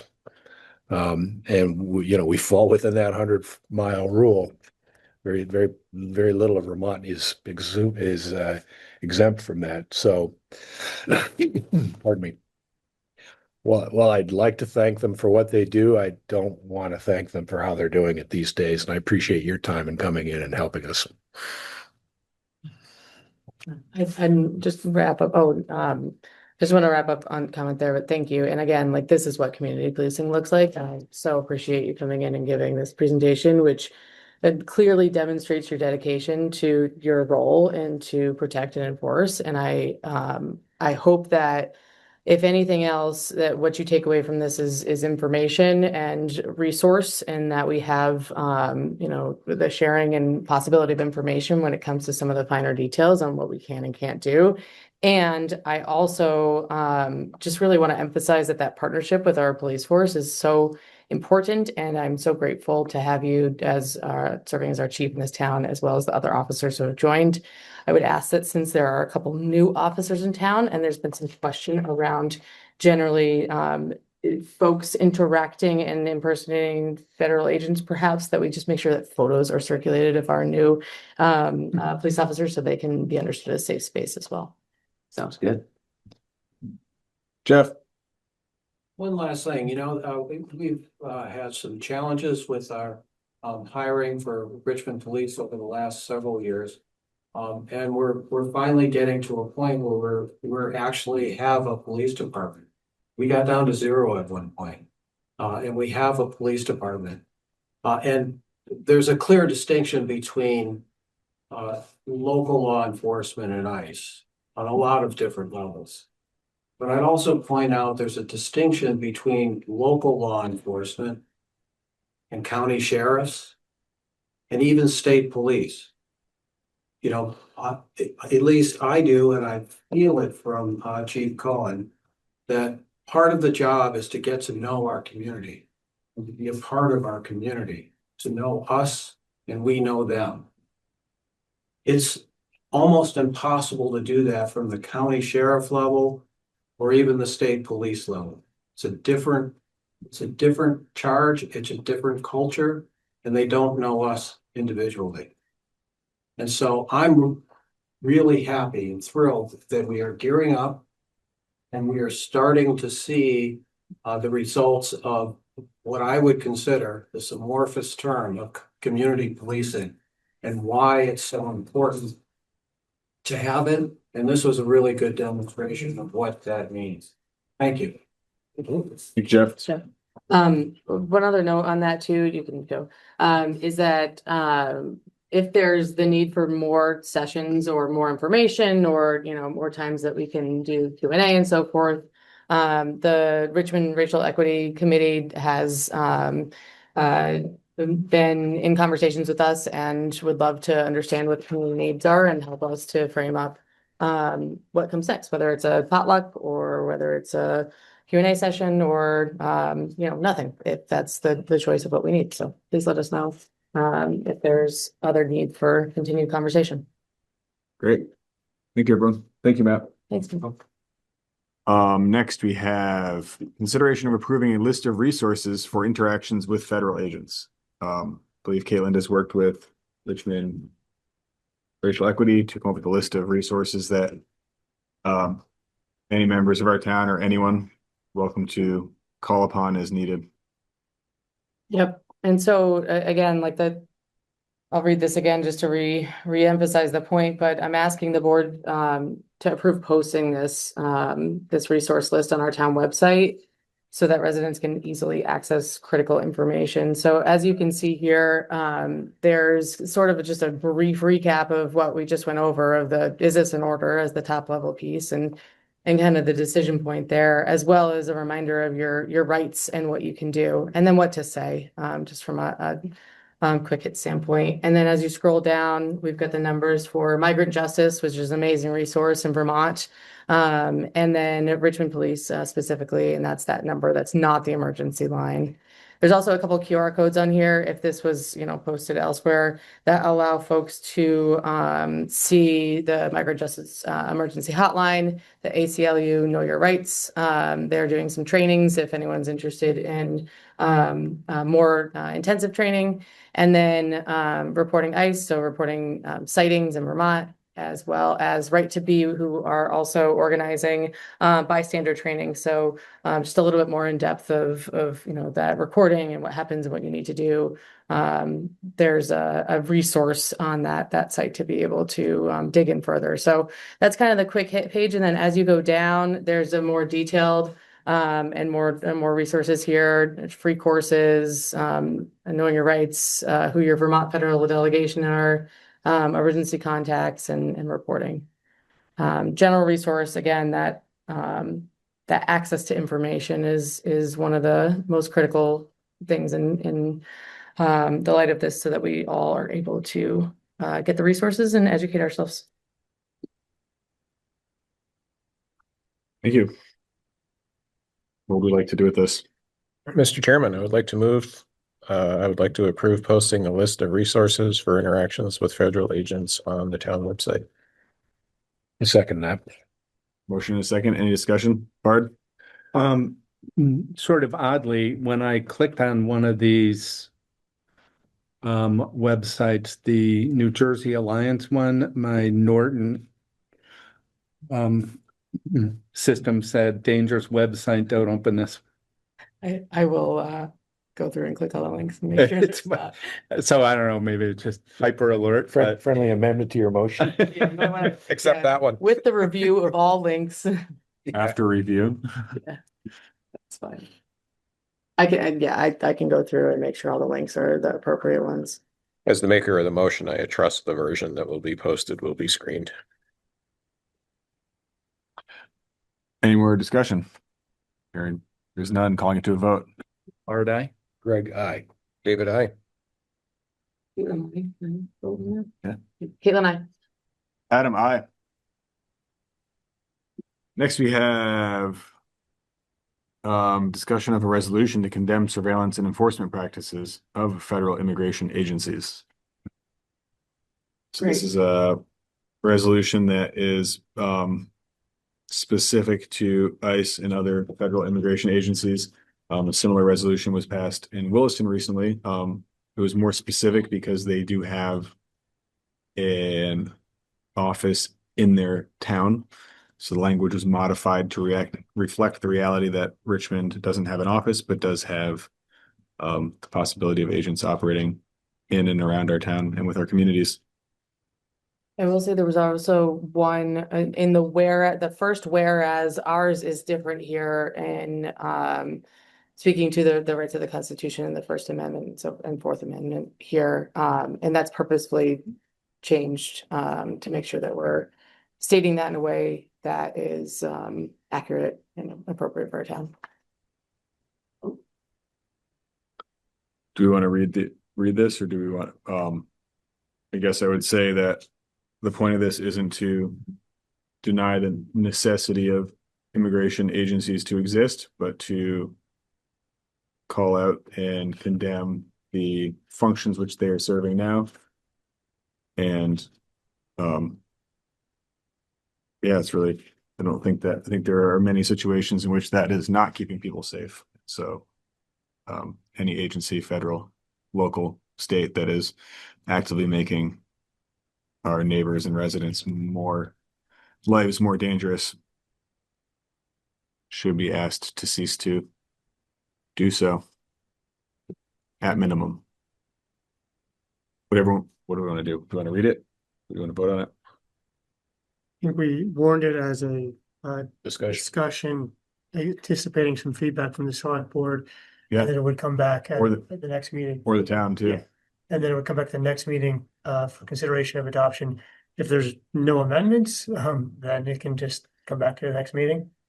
I mean, I'm if we were yeah, I was gonna say, okay, so bring it back. If there's no amendments, I mean, I don't think we should pass it tonight. I think just simply having it on the warning multiple times raises awareness.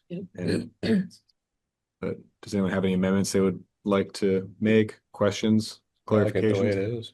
Does any members of the public have any questions, comments, clarifications, amendments? Andy? I'm a little bit confused. So are you trying to turn a Richmond into a sanctuary city, village? I don't think that's the intent of this. It's just to condemn the actions of federal immigration agencies that are possibly illegal and making citizens lives more dangerous. So I don't think that that's specifically the intent. But I guess not knowing what the specific definition of sanctuary city is, I mean, I guess this could be perceived as that by someone.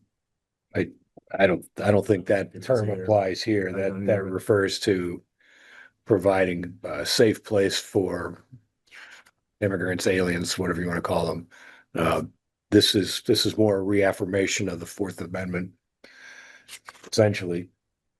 Yeah, and I guess I would say that, I mean, we already have a policy of non-cooperation with federal immigration, which is the furthest we can get to legally creating a sanctuary city. So short of physically obstructing federal immigration agencies, we're not going to do that.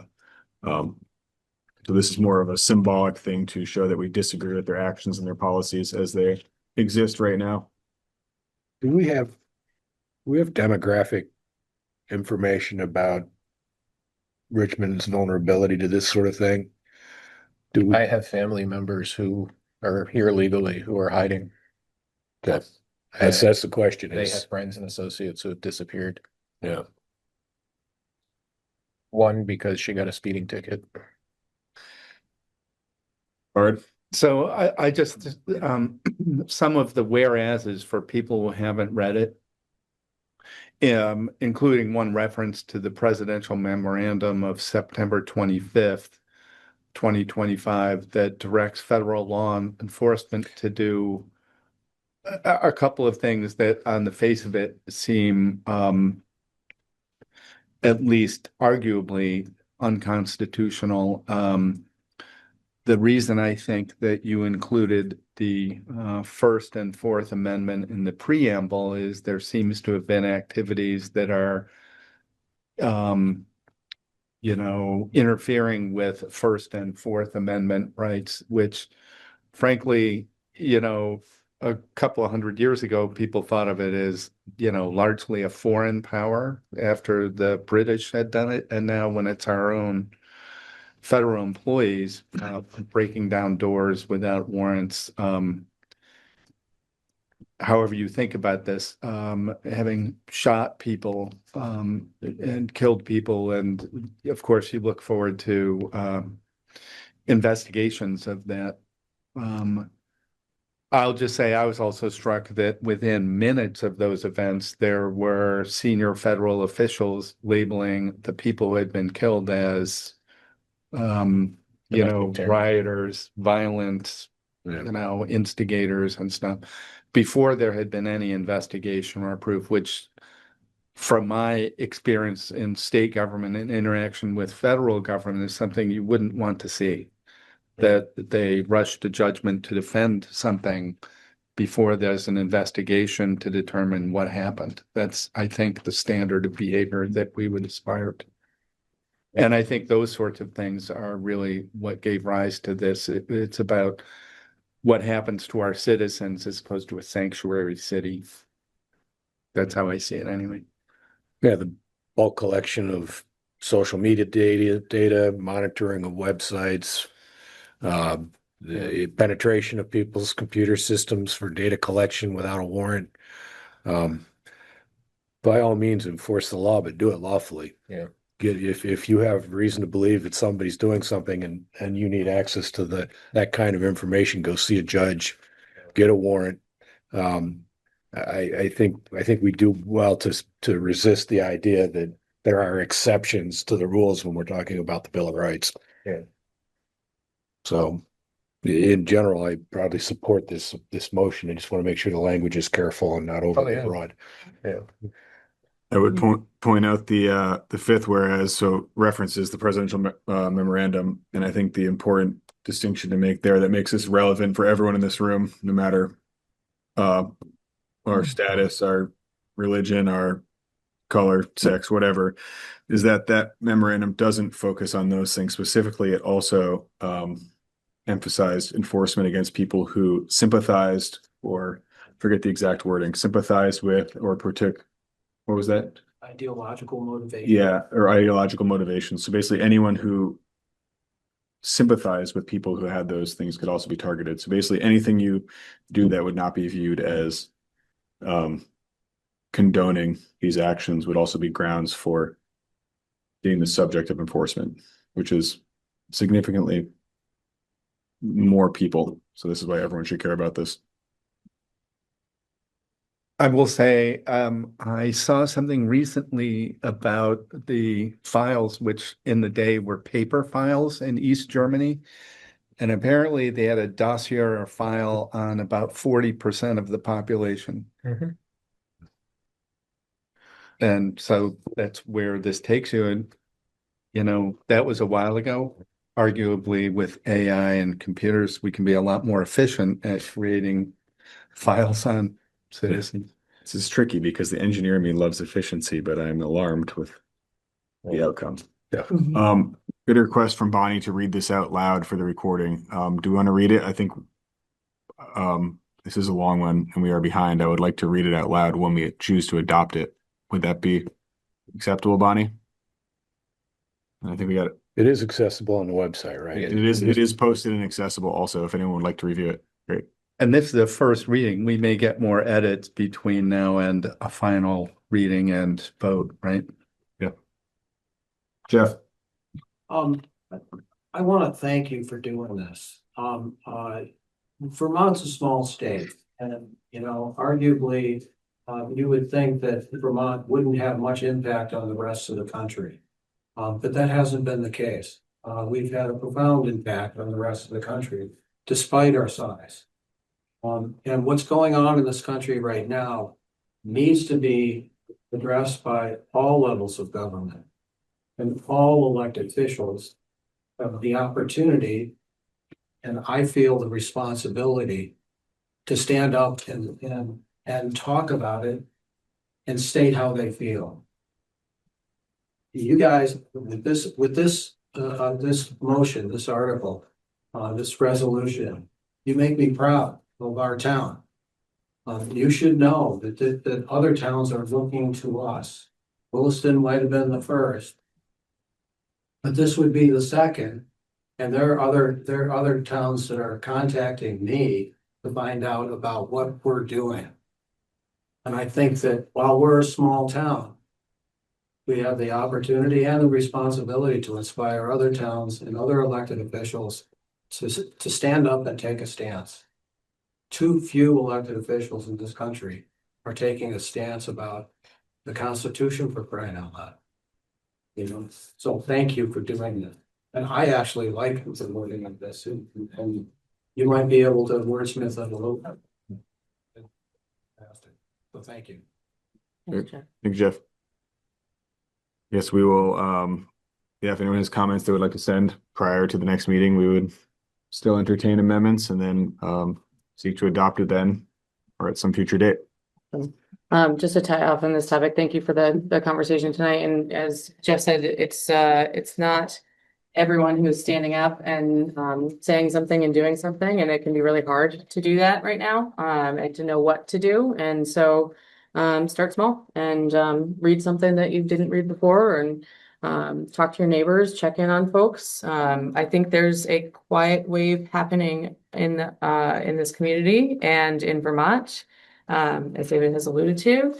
And we need to pay attention to that. Just because it's not in our face here yet doesn't mean that it's not here, and that we need to help support our neighbors. So please let me know specifically if there's anything I can do to help our community. And thank you all for the conversation. Thank you. Next, we have more climate focus. Oh, you know how to clear a room? Yeah, right. Hi, folks. Caitlin Littlefield here. Yes, thank you for including me on the agenda this evening. This topic does feel a little less weighty than the previous ones, but I'll keep the update brief. So in short, I'm looking at a competitive grant opportunity called the Climate Smart Communities Initiative, and looking to apply, submit a proposal that would a project that aims to support Richmond's ongoing climate resilience efforts. So I'm doing this as a Richmond resident, but also in my professional capacity as a climate adaptation practitioner. And so in essence, this initiative grants communities, a community-based organization, local government, and an adaptation practitioner funds ranging from about $75K to $115K to advance climate resilience planning within a community, planning and prioritization and implementation to a degree. And so again, I would be submitting this grant proposal wearing my professional hat, but then working in partnership with Richmond to advance a project that would look to build capacity around flood mitigation on private landowner and private lands. And so this would be an effort to both leverage and complement what you all will be receiving from Stone Environmental, the flood mitigation study. I can go into some more details about what I'm looking to propose if that's of interest. I do want to keep this brief, but in short, this would be a sort of a service to Richmond that I would be hoping to bring to the town and its residents as well. And I'd be the one submitting this grant application. I've been in touch and working with Friends of the Winooski River, as well as folks at VLT, Vermont Land Trust, as potential partners in this, and Richmond would be the kind of other partner, that third leg of the stool, with minimal requirements from the town other than engaging with me throughout the process of developing some of these materials around flood mitigation, flood risk mitigation on private landowners' parcels. I'll stop there because I want to see if there's any questions or if I should go into further detail about this, but I basically just wanted to give you all a heads up that this is a funding opportunity that I'm exploring that would, in theory, support the town and residents. Caitlin, we had a quick question in the chat to ask if you would identify your employer. It took us a second. I thought Bonnie meant Caitlin Filkins, but I think she means you. I know, I'm the other Caitlin now. That's true. Hi, Caitlin. My employer is a group called Conservation Science Partners. I'm the only one based in Vermont. We're based across the country, but we advance climate adaptation planning and science, conservation science across the continent. Great, thank you. Yeah, you bet. Any questions? I think broadly speaking, this is great work, and the fact that you're willing to do this on behalf of the town is amazing. And I genuinely appreciate it, and I'm optimistic and hopeful to see how this plays out. Yeah, that's great. Thanks. Second that emotion. I have firsthand witnessed severe flooding. Snipe Island Road got obliterated in the last flooding. Yeah, it did. The neighborhood on Lily Pond Circle was impacted. We do have money in our budget to upgrade culverts around town and stuff, but to have a more comprehensive approach that would allow us to deploy our resources more carefully to best effect, I really applaud what you want to do. I hope you are successful. Thanks. I appreciate that. And in many ways, I think that what you're describing around, especially infrastructure and thinking about upsizing culverts, et cetera, that really would stem from a lot of the work that my understanding of what Stone Environment is doing. And then what I'm hoping I'm hoping to complement that work with this effort, which would be empowering individual landowners to do small things like, woody additions to headwater streams, and those little things that help slow the flow, that help, yes, create habitat too, wetland restoration, small little dam removals, that kind of thing. So it's like the small scale landowner effort that just wouldn't, you can just take a little handsaw out in your backyard and do these little things. All those little parts contribute to the overall deluge. Right. That's what we witnessed, is little stream courses that had been dry the whole 40 years I've lived where I live. We're very active in that last storm. It's small changes upstream could have big impacts downstream. Totally. And so, yeah, once again, thank you for what you're doing. Yeah. Yeah, you bet. Hope it works out. Thank you, Caitlin. When would you expect to hear back about the grant? Do you have a timeline, just out of curiosity? Its submission is early March, and so I'll be pulling together a proposal over the coming months. And then I can't recall exactly, but I think it's around May, and then this would proceed over the course of the remainder of the year and then into 2027. Great. But I'll keep you all posted. And again, I think that I need like a signature from a representative of the town, and then it'd be a couple meetings initially and then some ongoing engagement. And I wonder if it might look like one of you all on the select board might be kind of my partner in crime with the town if this does work out, with minimal time expected on that front. But this really shouldn't require much of anything except possibly a rubber stamp or signature from the town on the actual proposal. I would just say, if you do need a signature from us, or usually what we do is we authorize Josh to sign off. Mm-hmm. Just make sure you get it to us and request it with enough time to get it signed before the submission deadline. So whatever our normal is. You bet. Great. Thanks, Adam. Yeah. Thank you, Caitlin. Great. Thanks. Take care, all. Appreciate it. Next, we have consideration of approving a request from Morton Arboretum to conduct a study of butternut trees in Overrocker Park. Did I say that right? I think I did. So this request came in a couple months ago, actually, and I don't know a lot about butternut trees or the preservation that they might need. So I asked Caitlin Littlefield as our tree warden to review it, as well as the Conservation Commission. Caitlin and the commission both came back in support of allowing Morton Arboretum to study the trees in Overrocker Park. Apparently there's a canker that affects the trees. It can be quite deadly to the trees. And they've identified that there are some of these butternut trees in over Rucker Park, so they like to come in. A lot of it's, I think it's a 2 or 3 year period, a lot of observing of the trees, but also taking some leaves and studying the DNA to better understand the trees and how they can help protect them. So wanted to bring that to the board for a final vote on approval, knowing that we had some support from the tree warden and the Conservation Commission for this work. Yeah, but butternut trees are an economically important tree. It's a good source of lumber. It's been shocking in the long time I've lived here, how many species have been kind of hammered on. Yeah. I used to have a lot of beech trees, not so much anymore. Of course, we remember the elm trees, those are all gone. Preservation of these species is vitally important, I think, for our future. Great. Yeah, I mean, I've been in Vermont less time, Greg, but noticed beech trees, ash trees, butternut trees, and it just seems like the list gets longer and longer. I told Josh as we were discussing this that it's also a safety issue because when we were kids, we used to shoot each other with wrist rockets with butternuts. And now my kids are going to have to use acorns, which will be much more painful. So Make the hit with the nub first. And there was a time that American chestnuts were all over the place. yeah, I was a I kid. just read a book about that. It was that kind of the through line was the decline of the chestnut tree over like centuries, and it's pretty. So I was a kid, elm trees were everywhere. Yeah. And I remember right after I got my license, I was driving down 22A in Addison County and all the elm trees were dead on both sides of the road.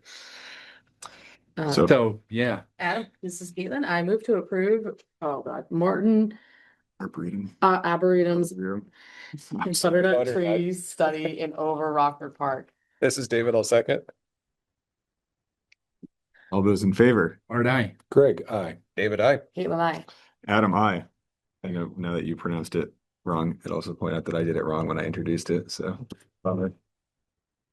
Next we have the discussion of a select board agenda item wording on public posts and hearings. So I think this is to discuss how we warn and what language we use when we post warnings.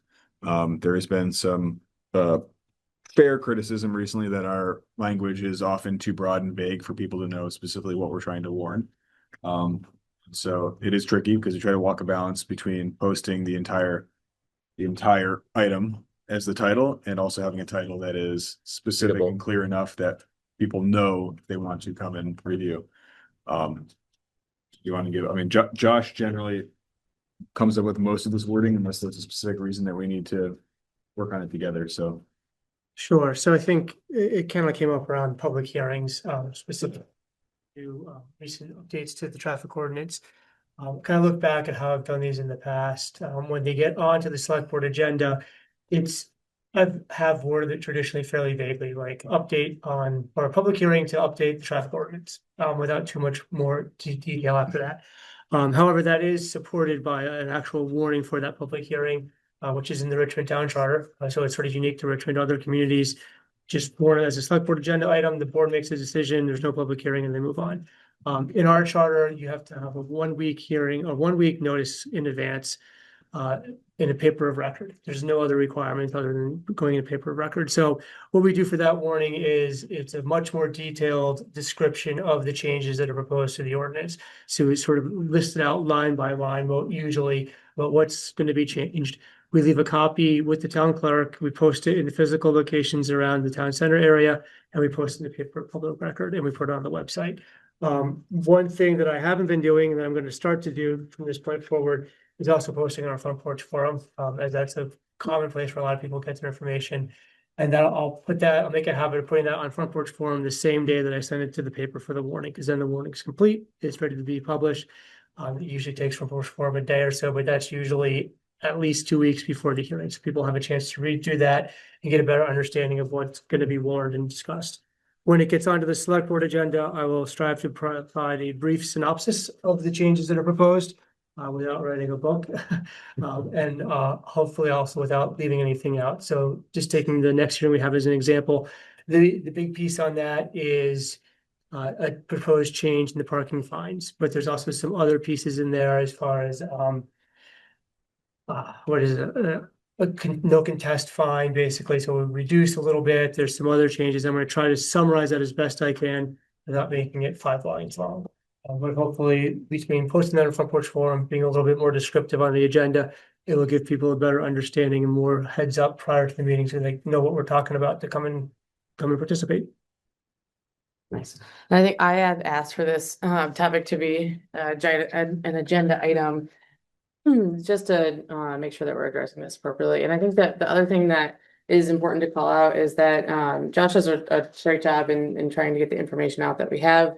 He is also one human, and we have a lot of power in this town that we can help with that effect. So if there are folks that are looking to spread that word, we can certainly have a copy and paste of what is posted and warned onto other channels. I know there's a Facebook channel that some residents use, and be the person that spreads that information and make sure that people has it in the channels that you're in. And Josh is doing the best that we can in the most public channels that we have. So feel free to help out. I'd just like to say that I think like tonight's agenda, while it looks dense, is an example of something that attempts, I think, successfully to give clarity about what each item actually is. I mean, we could be far more succinct and obscure in saying like informational meetings. So Yeah, I it's tricky. applaud this. I think it's the right level of detail. It is tough. I mean, want to make it succinct enough that it's easy to read, but clear enough that if something piques your interest, you know to investigate it further. I don't think it's reasonable to assume that you would read the warning title or the agenda item and know everything you would need to know to be informed or speak on a topic. But it is reasonable to expect that there would be enough there that you would know if you wanted to investigate it further. So we're trying to walk that line. Next we have update on an agreement for engineering for the Southview. Oh, sorry, Chelsea, go ahead. I apologize. Sure, I just raised my hand because it didn't look like you saw the chat. I was specifically asking about the titles of the warnings on 7 days because in the past when I was looking for warnings like that I knew existed, just looking to like see what the warning looked like, specifically the town of Richmond's warnings on the 7 days website, like the section of the website where all the warnings and notifications are, ours just say like town of Richmond. It doesn't say like if it's a DRB hearing that's being warned or a select board hearing. It's like literally just like town of Richmond. Then you have to dial into that to like figure out what the heck's going on. Whereas other towns, the titles are very much like DRB meeting and like the date, and it's not everything that's going to be said, as you mentioned, but it at least indicates like what body is meeting and what is being warned.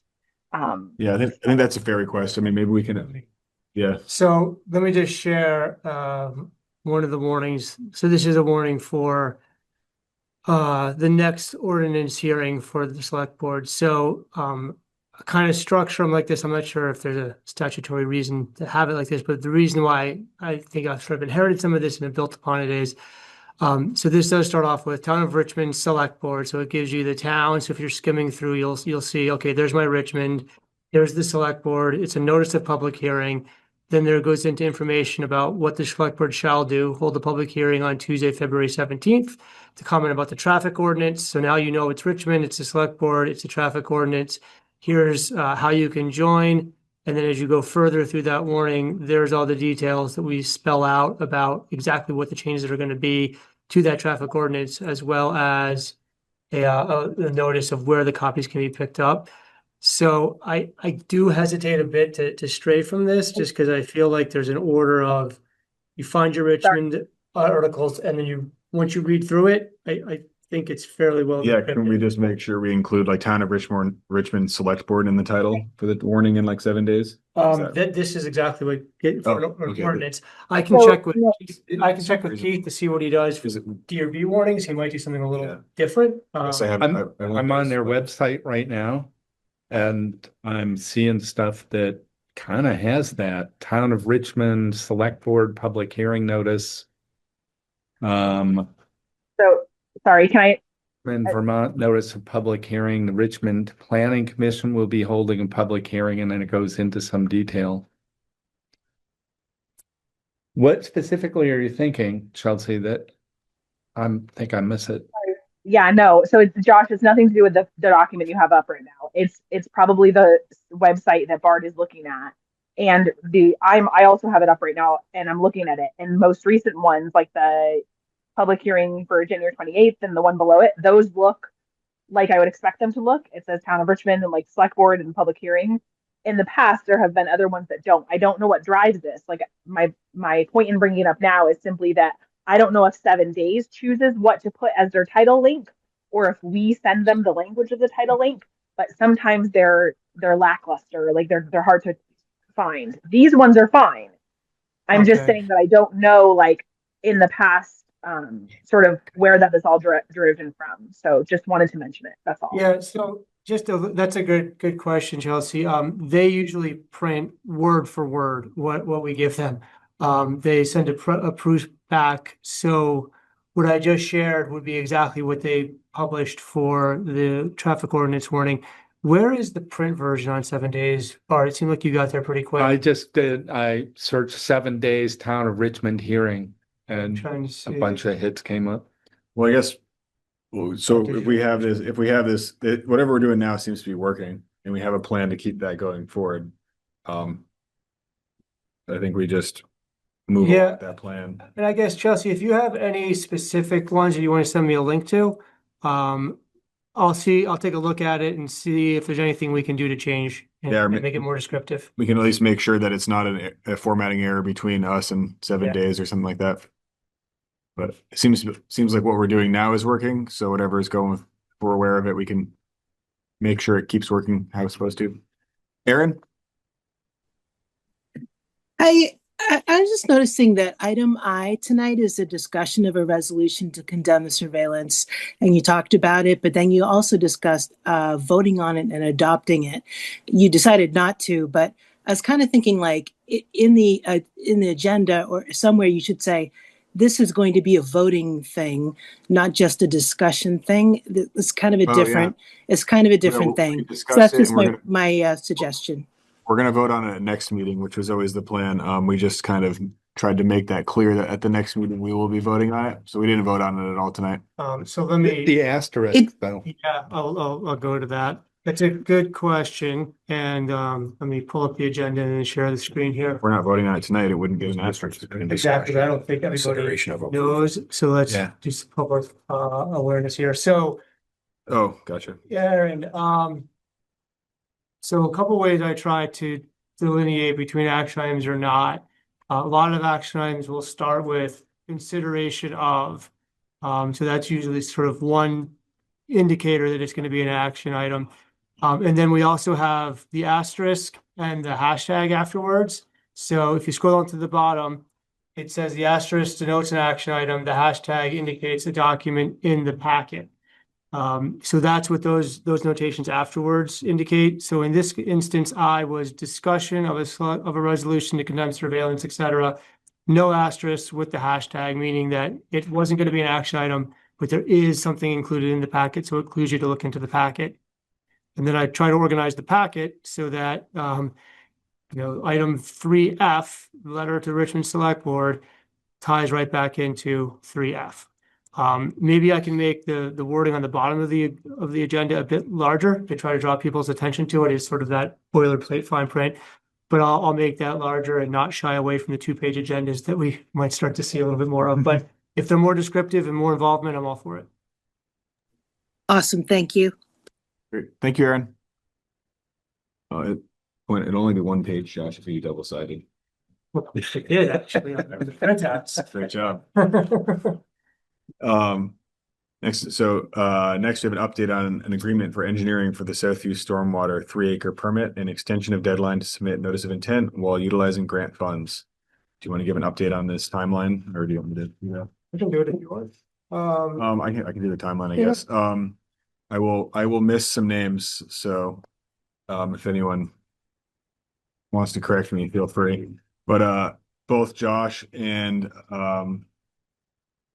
Paige reached out to the state regarding the timeline and the hard deadline for submitting the NOI. I believe both responses were similar in that they wouldn't formally extend the deadline right now, but that if we were making efforts to get to submitting the NOI and we were to submit the NOI at a date that was past the deadline, they would strongly consider giving us the grant funds anyway.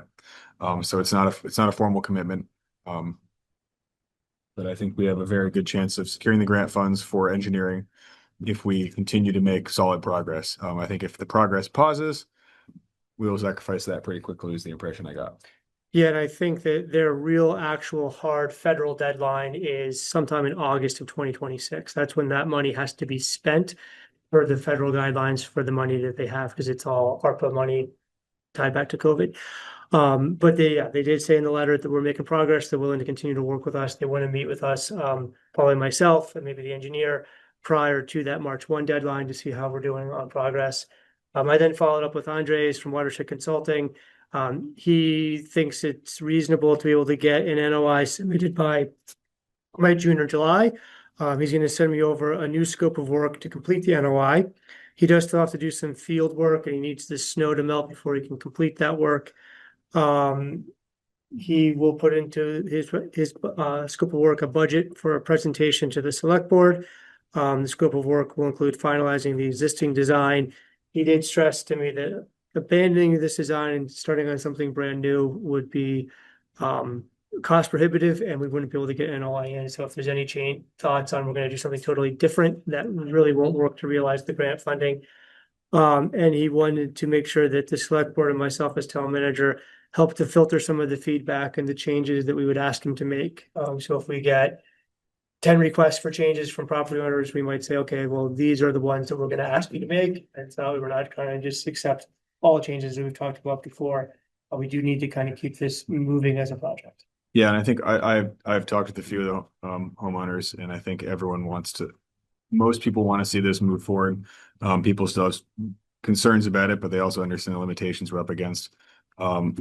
So I think I am confident that he'll do a good job and put in a system that is functional to the design criteria. I guess I wouldn't say, cautious to not say effective, because there's been a lot of discussion with the true effectiveness of the rule in general, but it'll be functional and it'll last and it'll work well. I have no question that he will deliver that for us. So I think if we want to make this happen, this would be the direction to go. I think that any concerns the homeowners have should be heard, but I think you would have to filter them through Josh and I, and depending on my workload and Josh's availability, we will together act as kind of a project manager and translate and coordinate and do all that stuff to make sure Andres can really focus on the engineering and the design. So it's not that you shouldn't have concerns and you shouldn't voice them, just voice them to Josh and I directly and expect a response back from Josh and I after we have a chance to talk to Andres as needed.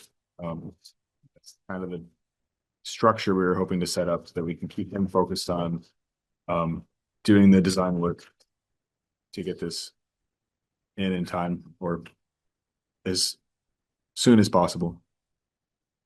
Do you have any questions? Any homeowners? Anyone have any questions? Andy? Okay, I'm a little bit out of the loop. Okay, but is this gonna cost you the town anything? Yeah, it will cost the town something. The town will be paying for the portion of this as a percentage that is town roads. So the total Maybe a dollar amount of a vacant. I don't know off the top of my head. I know it's approximately 1/3. I think it's just under 1/3 of the total project cost. So $150,000 to $200,000. Hold up, if you give me 30 seconds. What we're talking about. Yeah, give me 1 second. I'll find it. Just stating the record, I've recused myself because of the Oh yeah. neighborhood. That's me directly.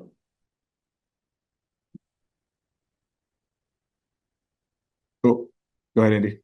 I vent a little bit here. Sure. Because I oppose the 3-acre rule. So do we. Okay, and I've up and contacted Jana, they're a representative to repeal it or adjust it That's it. So existing developments are grandfathered in, and it only applies to new. Because it irritates me when I drive in between a Waterbury there and Essex. So there is a erosion of agricultural fields where acres of dirt and field disappear. Okay, and they don't do anything about that. And here they are, okay, they're trying to save a smaller bit of settlement. It doesn't make any sense to me. Andy, you're preaching to the choir. I think every person in this room agrees with you wholeheartedly. Yeah, and we got to the point where the state was threatening liens on the individuals' houses, and so the individuals wanted to move forward with paying for the portion through a special assessment that would be on their part, and so the town is going to pay for the part that is town-owned road. So that's where we're at. I'll just say for what it's worth, we made exactly the same comment in a meeting with the state people, and I brought up the same erosion of agricultural land, like that's hundreds of yards of sediment going into the river. It's right there. And we're chasing things like, but it is what it is, I guess. And that was the answer we got, right? Was, yeah, but we were tasked with implementing this. Yeah. And you're the low-hanging fruit. Yeah. So the total estimated cost that we discussed at the meeting with the Special Assessment District is about $600,000. Again, this is really kind of a rough estimate based on the completion of the plans to date. The total allocated to the town based on percentage of impervious surface is 36.2%, and the total allocated to private homeowners is 63.8%. Paige. Hi, thanks. To the gentleman in the back. Thank you for saying that because I'm a victim of this. I can tell you there is, and I've been testifying at the state, trying to bring all this to their attention, trying to get this changed, because it affects me a lot more than all Richmond taxpayers, but I'm trying to represent all Richmond taxpayers because we're all paying for this in some degree. But there is a current study committee looking at this and hoping to change the rule. I know that there are people in the legislature that want it repealed. But the federal government is threatening some scary things to the state of Vermont if they don't meet what they need to. And this is one of the ways they say they have to do it, even though it's not proven or measurable or anything. But there is a chance that this will get changed. It'll either be funding or a total repeal of the law. And if you want more information about who to reach out to about this, you can, Josh can pass my name on, or anyone on the select board. Thanks. Thank you. Next, we have consideration of approval of a stormwater system maintenance agreement with Greystone Estates Residents Association for the 3-acre stormwater permit. And then we'll likely go into an executive session to discuss this quick with them and then come out to take any action in public. How do we want to do this? So we have an updated agreement from our attorney. We've been in continued talks with Kara. This would be another discussion. I think this one will be fairly quick, I think. Hopefully. Yeah. Okay, this is Someone has Bart. to read the long. I moved to find a premature public knowledge about the stormwater system maintenance agreement with Greystone Estates Residents Association for 3-acre stormwater permit would cause the town or person to suffer a substantial disadvantage. This is David. I'll second. All those in favor? Bart, aye. Greg, aye. David, aye. Adam, aye. Bart again, I move that we enter into executive session to discuss the stormwater system maintenance agreement with the Greystone Estates Residents Association for 3-acre stormwater permit under the provisions of 1 VSA 313A1A of the Vermont statutes, and to invite town manager Josh Arneson and representatives from GERA Tom Bednar and George Young into the executive session. This is David, I'll second. All those in favor? Bart, aye. Greg, aye. David, I. Adam, aye. And we hope to be back shortly then. Mr. Chair, this is David. I move to approve the stormwater system maintenance agreement with Greystone Estates Residents Association for the 3-acre stormwater permit, and to name town manager Josh Arneson as the duly authorized representative to sign the agreement. This is Bart, I'll second. Any discussion? All those in favor? Bart, aye. Greg, aye. David, I. Adam, aye. Next, we have consideration of signing a notice of intent for the Greystone Estates Residents Association for the 3-acre stormwater permit. So this is the regulatory filing to tell the state what we're going to do. That follows now that we have an agreement in place. Mr. Chair, this is David. I move to authorize town manager Josh Arneson to sign the notice of intent for the Greystone Estates Residents Association for the 3-acre stormwater permit on behalf of the town. This is Bart, I'll second. It's double public documents now. Yeah, we had it. Sorry. Any more discussion? Any discussion? We had a question if the previous agreement would be available to the public. They are both public documents now that they're approved, so they will be available to the public. Chelsea, yes. All those in favor of authorizing Josh Arneson to sign the notice of intent? Bart, aye. Greg, aye. David, I. Adam, aye. Chelsea, do you have your hand up? Another comment? Yeah, so I just had a question because at the previous meeting, we had asked the question regarding if these would be available before they were voted on, and it was essentially I can't remember the exact verbiage of how it was stated, but the indication was given that once the agreement was agreed upon, it would become a public document, which then the public would be able to view before this vote was taken. I don't think that that was not our intent to say that. If you took it that way, and we must have explained it incorrectly or something. It can't be approved until we vote on it. Yeah, it's not approved until we vote on it. So it's kind of private until we vote on it and authorize Josh to sign it. So then how does the public have any opportunity to comment on it if we can't review the document before it goes to vote? I'm trying to understand the logistics behind this. Yeah, that's a good point. I mean, yeah. I honestly don't know if you're allowed to vote on something without the public having seen it first. We are. I would say in the most basic sense, you have the right to vote on us at town meeting day. But also, I mean, we are walking a tricky line because we don't want to have this discussion in public where us and the Greystone Estates Residents Association can't have an honest conversation about the nuances around this. It's the same as when we're signing a contract with, say, a police chief or another service, where having that conversation in public would undermine either the privacy or the bargaining power of one or both entities. So it is tricky. I can see how that's frustrating, but it is how we do it. I mean, I understand that for the bargaining portion of while you and Greystone Estates were coming to this sort of essentially drafting this document. But once the document's drafted. Yeah, I mean, this fundamentally is a bargaining agreement. I mean, this is a contract we're entering into for an exchange of money and responsibility with an entity that is not the town. So, I mean, it's kind of fundamentally the same as a bargaining agreement with one or multiple people. Paige, do you have something to add?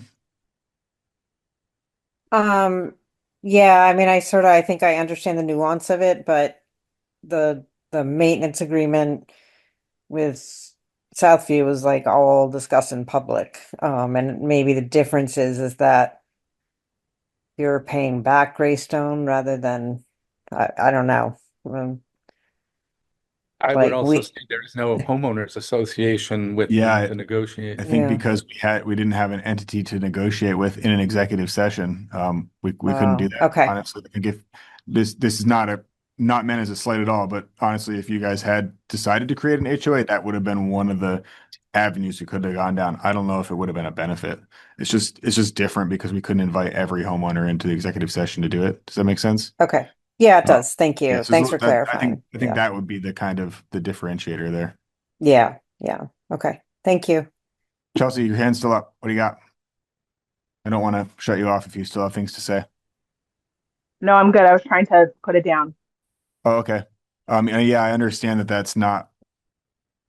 it's not the most transparent process and you do have to trust us on it. And I can see how that's frustrating. I don't see a perfect solution to it. We try to do the best we can and only go into executive session where there is a specific conflict or financial discussion. Yeah. Sorry, I said I was done, but I just have a quick question. You said it was a public document now. Is it going to be posted online or do I have to request it from Josh? I really wasn't going to post it online. If you want a copy of it, send me an email. I'm happy to send it to you. Thank you. Great. Thanks, Chelsea. Next, we have consideration of accepting. Sorry, we didn't vote on that, did we? No, I don't think so. I think we had a no. motion and a second. No, we voted on it. We voted on the first one. We didn't vote on the notice of intent. Well, Yeah. Vote again, just to be belt and suspenders. We can vote again. Sure. All those in Aaron's favor? going to come back. Vote early and often. All those in favor? Bard, aye. Craig, aye. David, I. Adam, I. I don't know if we did or not. We did. No, you did. I'm curious. You did it twice. We did it twice. At least I'm not calling you tomorrow going. So it's 8 votes in favor and 0 votes against. To do best out of Are you one. writing it down? Yeah. Oh, David's keeping better minutes than I am over there. That's good. When you're a chair, you just.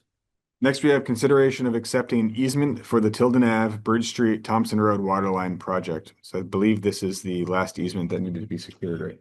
It's the second to last. easement. Second to last. It's the Oh, last man. curb stop easement that needs to be secured. We have one more easement that we have a verbal agreement on for relocating the water line outside of the right of way. Oh, and that's the larger, more complex. Yeah, Yeah. and that's the one we're waiting on a written agreement from our attorney, so we can put in writing the verbal agreement. But yeah, we're getting close. This is good. Light at the end of the tunnel. We're still trying to track down some information for the property transfer tax returns, which is a bit more challenging. But we're getting there because part of that is we need to get social security numbers to put on that form. So obviously people are cautious with their private information, but Duncan's doing a great job of trying to work through that and get that to the attorney to get that piece done. And then we'll get to, that'll be the final paperwork piece we need before we go to, accept the bid for this. And it is actually out to bid right now. I think the bids are due late February, early March. So we're kind of running parallel tracks of getting out the bid and finalizing the right of way information. Great. Would we like to accept this easement? This is Bard, I'd like to move to accept the easement for the Tilden Avenue, Bridge Street, and Cochran Road Waterline Replacement Project as presented. This is David, I'll second. All those in favor? Bard, aye. Craig, aye. David, I. Caitlin, I. Adam, I. Next, we have a consideration of approving the certificate of highway mileage. The minor updates to that. Sure.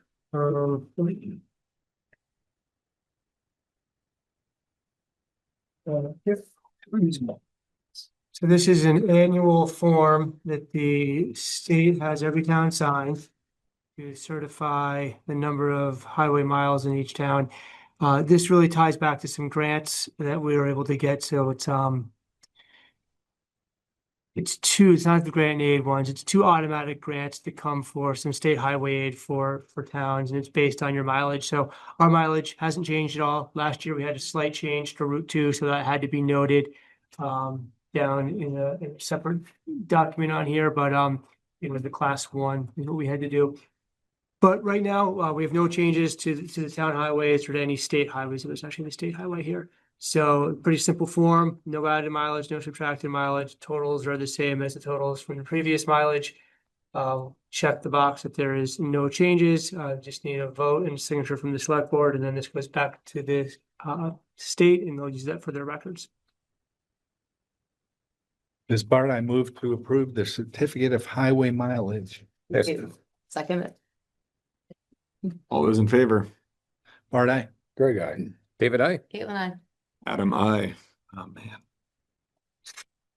Next, we have consideration of approving a certificate of no appeal or suit pending for the 2025 grand list. So this is just a formality to certify that there are no appeals. Adam, this is David. I move to certify that there are no appeals or suits pending related to the April 1st, 2025 grant list. Greg, second. All those in favor? Bart, aye. Greg, aye. David, I. Caitlin, I. Adam, I. And we have a brief update on our VOSHA visit and resulting citations. Yeah, so this was a visit that they do kind of randomly. We had a visit back in, I think it was 2019. Where they'll show up and they want to go see every single working space that we have in the town. It wasn't generated by a complaint of any safety issue at all. When he showed up, he said that they were trying to get to every single Vermont municipality over the next year or so. This one was fairly thorough. Last time they were here for about a day and then moved on and wrote up the report. This time the representative came back, I think 3 or 4 different times, kind of digging into some more things, looking at all the different departments. At the end of the day, he came back with, I think it was 9 citations. 3 of them had monetary fines tied to them. There is a program through VOSHA that our total fines are $14,984. If we work with Project WorkSafe and take quick action to correct the citations, they will reduce that by half, so $7,094. Most of the citations the department heads took care of right away. So they're already fixed. We do still have a couple that we're working on, and we have a couple that we're going to work with Project WorkSafe to help. They'll help us work through some of those and come with best practices moving forward. We're working on scheduling a time for Project WorkSafe to come out here probably towards the end of February, and that's part of getting the reduction is you have to schedule them. They have to come out, take a look at everything, and then help report back to the state. While Project WorkSafe is here, they will look at not only the 9 citations that we had, but they'll look at everything. And they'll probably help us on a number of things to make sure that we're doing better safety-wise across the town. The citations are mostly in water and wastewater of $7,094 is the reduced amount. Fire had $199, highway $199. I can give you a little bit overview of the citations if you like, and then pull up my notes on that. Yeah, I'm curious. I know we talked about this, but my experience with WorkSafe, and if it was your first violation and it wasn't a willful violation, is they're generally willing to reduce the fines to almost nothing if you correct stuff. Right. Is that not the case anymore? It's not, because that was what happened to me to us last time was they gave us the report. We took as much corrective action as we could immediately. And then we actually went to Montpelier and had a meeting with VOSHA where we sat down and went over everything that we had done to date, everything that we were currently working on. And then it really was like a negotiation about, well, where can we get to with the fines? I spoke with the VOSHA representative. He said that this is now a new process in the last couple of years where they give you these 2 options. Option 1 is a reduction by 30% if you take care of things quickly, essentially. The option 2 is if you take care of things quickly and agree to work with Project WorkSafe, it gets down to 50%. And I asked him about our experience last time, if that was an option, like, is this the best deal we're going to get, or should we contest and come in and continue to haggle? And he said, this is really the best deal you're going to get, unless there's something that you look at and say, no, we believe you're 100% wrong. We're doing that 100% right. And you really want to contest them. But then it goes to a court battle. And there's nothing that we looked at in this that we said, no, we're 100% in the right. So we agree that we can do better at all of these things. So rather than drag it out in court over $7,000, we decided to move forward with that. We're still struggling with going through this in 2019, getting the green light, getting the audit through VLCT, and then being here. Yeah, and I mean, some of it is, I think, like Steve explained in water sewer, that it was, I think, eyewash stations that were in working order when they came through in 2019. They weren't hard plumbed though, so you had to keep up with the cartridges. They hadn't kept up with the cartridges, but now they got them hard plumbed. So now those won't be an issue anytime going forward. There was also in water sewer, between last inspection and this inspection, the crew was trained on confined spaces. So that was something that wasn't reviewed in the last time because we didn't have the training and we didn't perform confined space work. We always contracted that out. Well, there was a couple of things about the process and procedure with confined space that Steve immediately got back up to speed on. One of them was just a simple form that basically a sign out, like we're done in the confined space. And Now, then when they changed the form from what they gave us Um, initially. so I don't know if that form came from VOSHA. I'm not that close to how Steve got the form, but I think he got that through his training and then they looked at that. One thing that we really didn't get a hit on that we got hit on a lot last year was MSDS sheets. A couple years ago, I mean, I remember a picture of the water and sewer guys. They had a binders up to here that they had to go through and like create because they really didn't have much at all. They came into compliance, took them a lot of work to get there. We didn't get dinged on those this year. There is a communication plan about those SDS sheets that we need to fill out. It's fairly simple plan, but we just need to put that in place. So that's one of the citations. And I think the only other thing I'd say on this is these are fairly, even though this gentleman came back about 4 times, they're here, they look at things, but they're not going to catch everything in the couple hours you're in each department. So you talk to the inspector, he's like, look, I'm gonna find something. Like they're gonna find something to write you up for. When I saw that, we had, the 9 citations, we're taking care of most of them pretty quickly. They're able to reduce the fee by half. I felt fairly fortunate, to be honest, that this wasn't like a $50,000-$60,000 hit that we were fighting over. And I think some of the ones he let go without a fine, and I think that was, helpful, and we're of course gonna take action on those. I can give you, I can give you a brief overview if you want to sort of go line by line, or what's the pleasure? I mean, it doesn't seem substantial enough to really grind through it, but I am wondering if there's some process we can set up to do an annual audit, safety audit of some kind, so that we can prevent this being like a surprise budget item. Yeah. Because it used to be that if you contacted VOSHA and said, please come look at my site.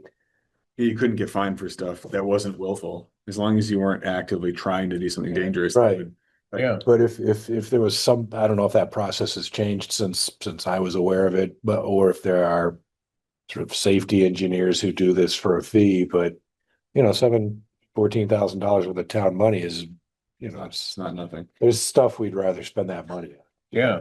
So I think, Even if it's just to spend the money on keeping the people safe instead of having them not be safe. And on the other hand, if the guy's like a Marine Corps drill instructor, he's going to complain about your footlocker no matter what. I think Project WorkSafe is still, you can still sign up for it annually. Yes. For like and you can't get fined while you're in the process of it. And their goal is to get you completely compliant. So I think part of it is a little from column A, a little from column B. Like I think they are like a drill instructor. They're going to find something. But Project WorkSafe, Pete said that we used to work with them a lot more, maybe 10 or 15 years ago, and he really enjoyed working with them. Pete, the highway foreman, he said that they would come in, they'd do a full audit, give them great advice on how to improve and move forward.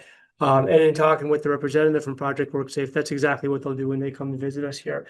And he said, look, it'll be like a VOSHA inspection, but there's no fines. He said, we'll go through everything with you. We'll look at everything and we'll give you time to correct it and advice on how to correct that.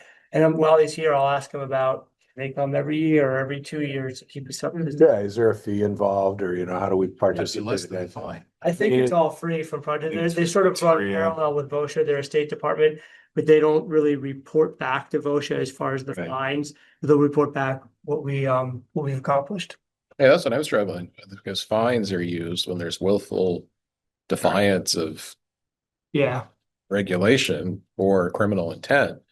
And I know you're getting dinged for the wrong color paperclip kind of thing, it seems, but yeah, maybe we should make that a part of our process, is to just have an annual safety audit. You can't help but improve our insurance rating, and it's for the benefit of the employees who work in those environments, to know that we're doing everything we can to keep them safe. Because a lot of this, it would have been fairly cheap to buy a box of new cartridges for those IWAS stations. Yeah, absolutely. A lot cheaper than this. You never use them. I know they sit there and they. Well, and that's where Steve went ahead and got them both hard plumbed right in, so that you'll never have to buy new cartridges. They're just ready to go. And some of it's stuff, like they thought they were doing the right thing with face shields for the fluoride. Yeah. And then when the inspector comes in, well, actually, you need this type of a mask, you need, okay, so we'll get those things into compliance. Didn't count that we weren't putting the fluoride in anyhow. That was last time. Oh, it's 2 years ago. I'm sorry. It's just. Two comments on this. First, Chelsea had asked in the chat here around the pricing. So I think what you're saying here is that the total penalty was originally 14,984. Correct. But the pay, because of the 50% reduction, is 7,094, 199. Right, so it's cut in half, and so it's 7,094 is the actual fine for water and wastewater. $199 is the actual fine for fire, and the actual fine we're gonna pay for highway. So those are the prices, the fines cut in half After the reduction. after the reduction. Yep. And then my second comment is, I know we had conversations earlier last year and talked through a lot of the fire stuff. I am very impressed that fire is at 199. I think it's a good a tribute to the chief's work and what they've been dedicated to. So Yeah, no, they did a good, I think, if I recall again, going back to the inspection in 2019, a lot of it was the SDS sheets that they honed in on over there. So their SDS sheets were in good shape. Their respirator program, I think, is one of the things they need a little bit of work on, but overall they're doing pretty good there. I think the one we actually got fined for in fire was this was the written respirator program. So they all go through the fit test, they go through training, but I think there wasn't an actual written plan that gets handed to everybody. gotcha. So they're gonna work on that. But no, I think Jerry did a very good job, and I think he's staying in compliance over there as we can. Yeah, thanks And for your work, it's Chief approved. Levesque. Appreciate you. Next, we have a review of Richmond Rescue's FY26 Q2 report. You want to give that report to pull up, Doc? I will.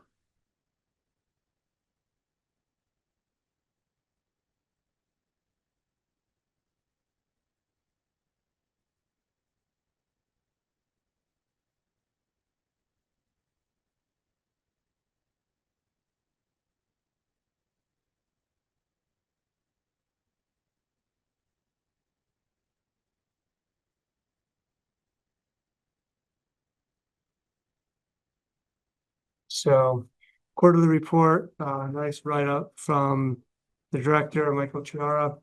And then, as usual, tons of statistics to click through and review if you'd like. But I think overall they continue to provide an amazing service to the town of Richmond. The response times are phenomenal, and all the work that they do for the town is much appreciated. Absolutely. Definitely. Great. Okay. So any questions, anything specific they want to look at in the report? Okay, next we have consideration of moving the second meeting of February to Tuesday, February 17th, 2026, due to President's Day holiday falling on Monday, February 16th, 2026. Yeah, Adam, this is David. I move to hold the second meeting in February on Tuesday, February 17th, 2026, due to the President's Day holiday falling on Monday, February 16th, 2026. This is Bart. I'll second that. All those in favor? Bart, aye. Greg, aye. David, aye. Adam, aye. Next, we have 2 sets of minutes to approve. Adam, this is David. I move to approve the minutes of the January 20th, 2026 meeting. This is Caitlin, all second. All those in favor? Bart, aye. Greg, aye. David, aye. Caitlin, I. Adam, aye. And the next one would be the January 21st meeting, which would be the special meeting to hear the town plan. Adam, this is David. I move to approve the minutes from the January 21st, 2026 meeting. And a second by Greg. All those in favor? Bart, aye. Greg, aye. David, aye. Caitlin, I. Adam, abstain. There's no space there. Next, we have one purchase order to amend to Pike Industries. Shoot, we actually have 2 purchase orders. I only put one. We have one to amend the, Oh, sorry, one to amend. Yes, you're right. Adam, this is David. I move to amend purchase order 5251 to Pike Industries for the fiscal year 26 paving to $484,977.60 to account for the grant funding received to pave Jericho Road. So we're spending more, but we're not spending more tax dollars because we got the grant. Adding the grant funding into the tax money we would have spent. This is Bart, I'll second. All those in favor? Bart, aye. Greg, aye. David, aye. Caitlin, I. Adam, I. Next, we have a purchase order just to approve. Adam, this is David. I move to approve purchase order 5364 to the Vermont League of Cities and Towns Property and Casualty Intermunicipal Fund for Town Insurance Coverage for the second half of fiscal year 26 for the town's portion of the coverage, which totals This $73,000. is Bart, I'll second. All those in favor? Bart, aye. Greg, aye. David, aye. Caitlin, I. Adam, I. We have warrants. Adam, this is David. I move to approve the warrants as presented. This is Bart, I'll second. All those in favor? Bart, aye. Greg, aye. David, aye. Caitlin, I. Adam, I. This item, I guess, would be, would we need stuff for the next agenda? Want to do that? I mean, I took a few notes during the meeting. We'll probably have an update on Southview, I'm sure. That seems to be a standing issue. So if you update. We'll have a hearing on the town plan. We'll have a hearing for the traffic ordinance. Which traffic ordinance? The parking fines. Gotcha. Let's see. We need to consider the resolution. Yep, resolution. We'll probably have, we will have quarterly financials for the second quarter, and we'll have a presentation of the FY 25 audit as well. Oh, perfect. We'll That's have is that a final audit? That's the final audit. That's the final audit. So you'll have probably at least a half hour of financial discussion at that meeting, if not more. Fun. Anyone else have anything to add? I got a small thing. I don't know if it has to be important, but I met with the chief and went through the police station. You know, one of the things we identified as kind of something that should happen soon is to get some kind of lockable medicine cabinet. Right now, the Narcan and the fentanyl relief stuff is in the same. It's in the holding cell basically, which is kind of nuts if you think about it.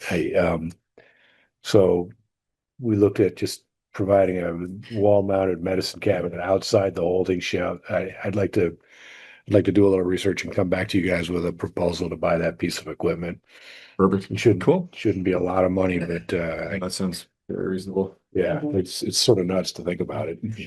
That's something Josh can do without board approval. Yeah, probably is. I mean, the price. I can talk to Matt about how much it fits into the budget. It's like, Let me send him some information then. I said I'd help him find something. that'd be awesome. Cool. But yeah, if we can just do that out of the regular budget, that'd be good. Yeah. Great. Yeah, thanks for meeting with him on that. Yeah, well, he's been hoeing out. He's doing a great job of having fax machines. Oh my God. I know. With the rotating chief over the last number of years, I feel like there's just the proper attention has not always been paid over there. So yeah, it's good to see him. Work. We bought an old typewriter for fun. Maybe the fax machine will come back around and be worth a bunch of money someday. Hope he's got a rotary phone still. Oh, well, yeah. Call him to the fax machine. Awesome. Great. I guess our last piece would be to adjourn. I move go ahead. Second? Do we have a second? Second. All those in favor? Bart, aye. Greg, aye. David, aye. Caitlin, I. Adam, I. Oh. Yeah. A little bit more.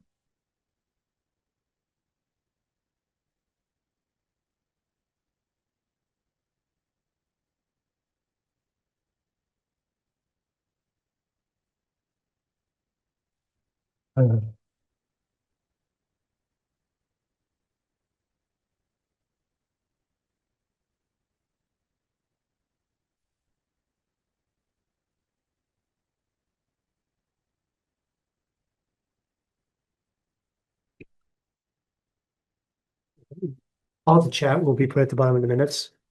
Well, Yeah, Duncan always puts those at the end of the minutes too, so if you want to further review the chat when the minutes are done, we'll get that. You can also email me or email Duncan, give it to me quickly. Yeah, I'd like to read all those comments. It seems like a, Mhm. All right. I'll make a there was note no way we there. were gonna be able to touch that without getting beast on. yeah. Yeah. We are still on recording. Yeah. Yeah. That's fine. I'll make a note that when Duncan has those downloaded, we'll email the board, but Awesome. they'll be Thank put onto the minutes as well. Oh, that's great. Yeah. But we'll get them out to you prior to that, too, if you want to review them earlier. No, I mean, that's fine. I just was Yes, curious. I had seen a lot of stuff come up around other things and I wanted to read them quick. Totally. Do we keep going up or? No, that's good. I think that's kind of where they become more like Okay. lengthy and I couldn't keep up with reading them. Yeah, no, there was a lot that was coming in even while we moved on to the next agenda Yeah. item. Yeah. Need to stay up with them and stuff. I didn't get the sense they wanted them read out loud, but. Yeah. Great. Well, thank you, everyone. Have a good evening and we will see you in 8 weeks. Thank you so much. Saturday. 2 weeks in a day. Oh, Saturday. Saturday. The budget meeting. Yeah, man. These poor suckers will see you on Saturday and I will be in Mexico dirt biking. So. The bull taco? All good to luck, we adjourned. On any Sunday style?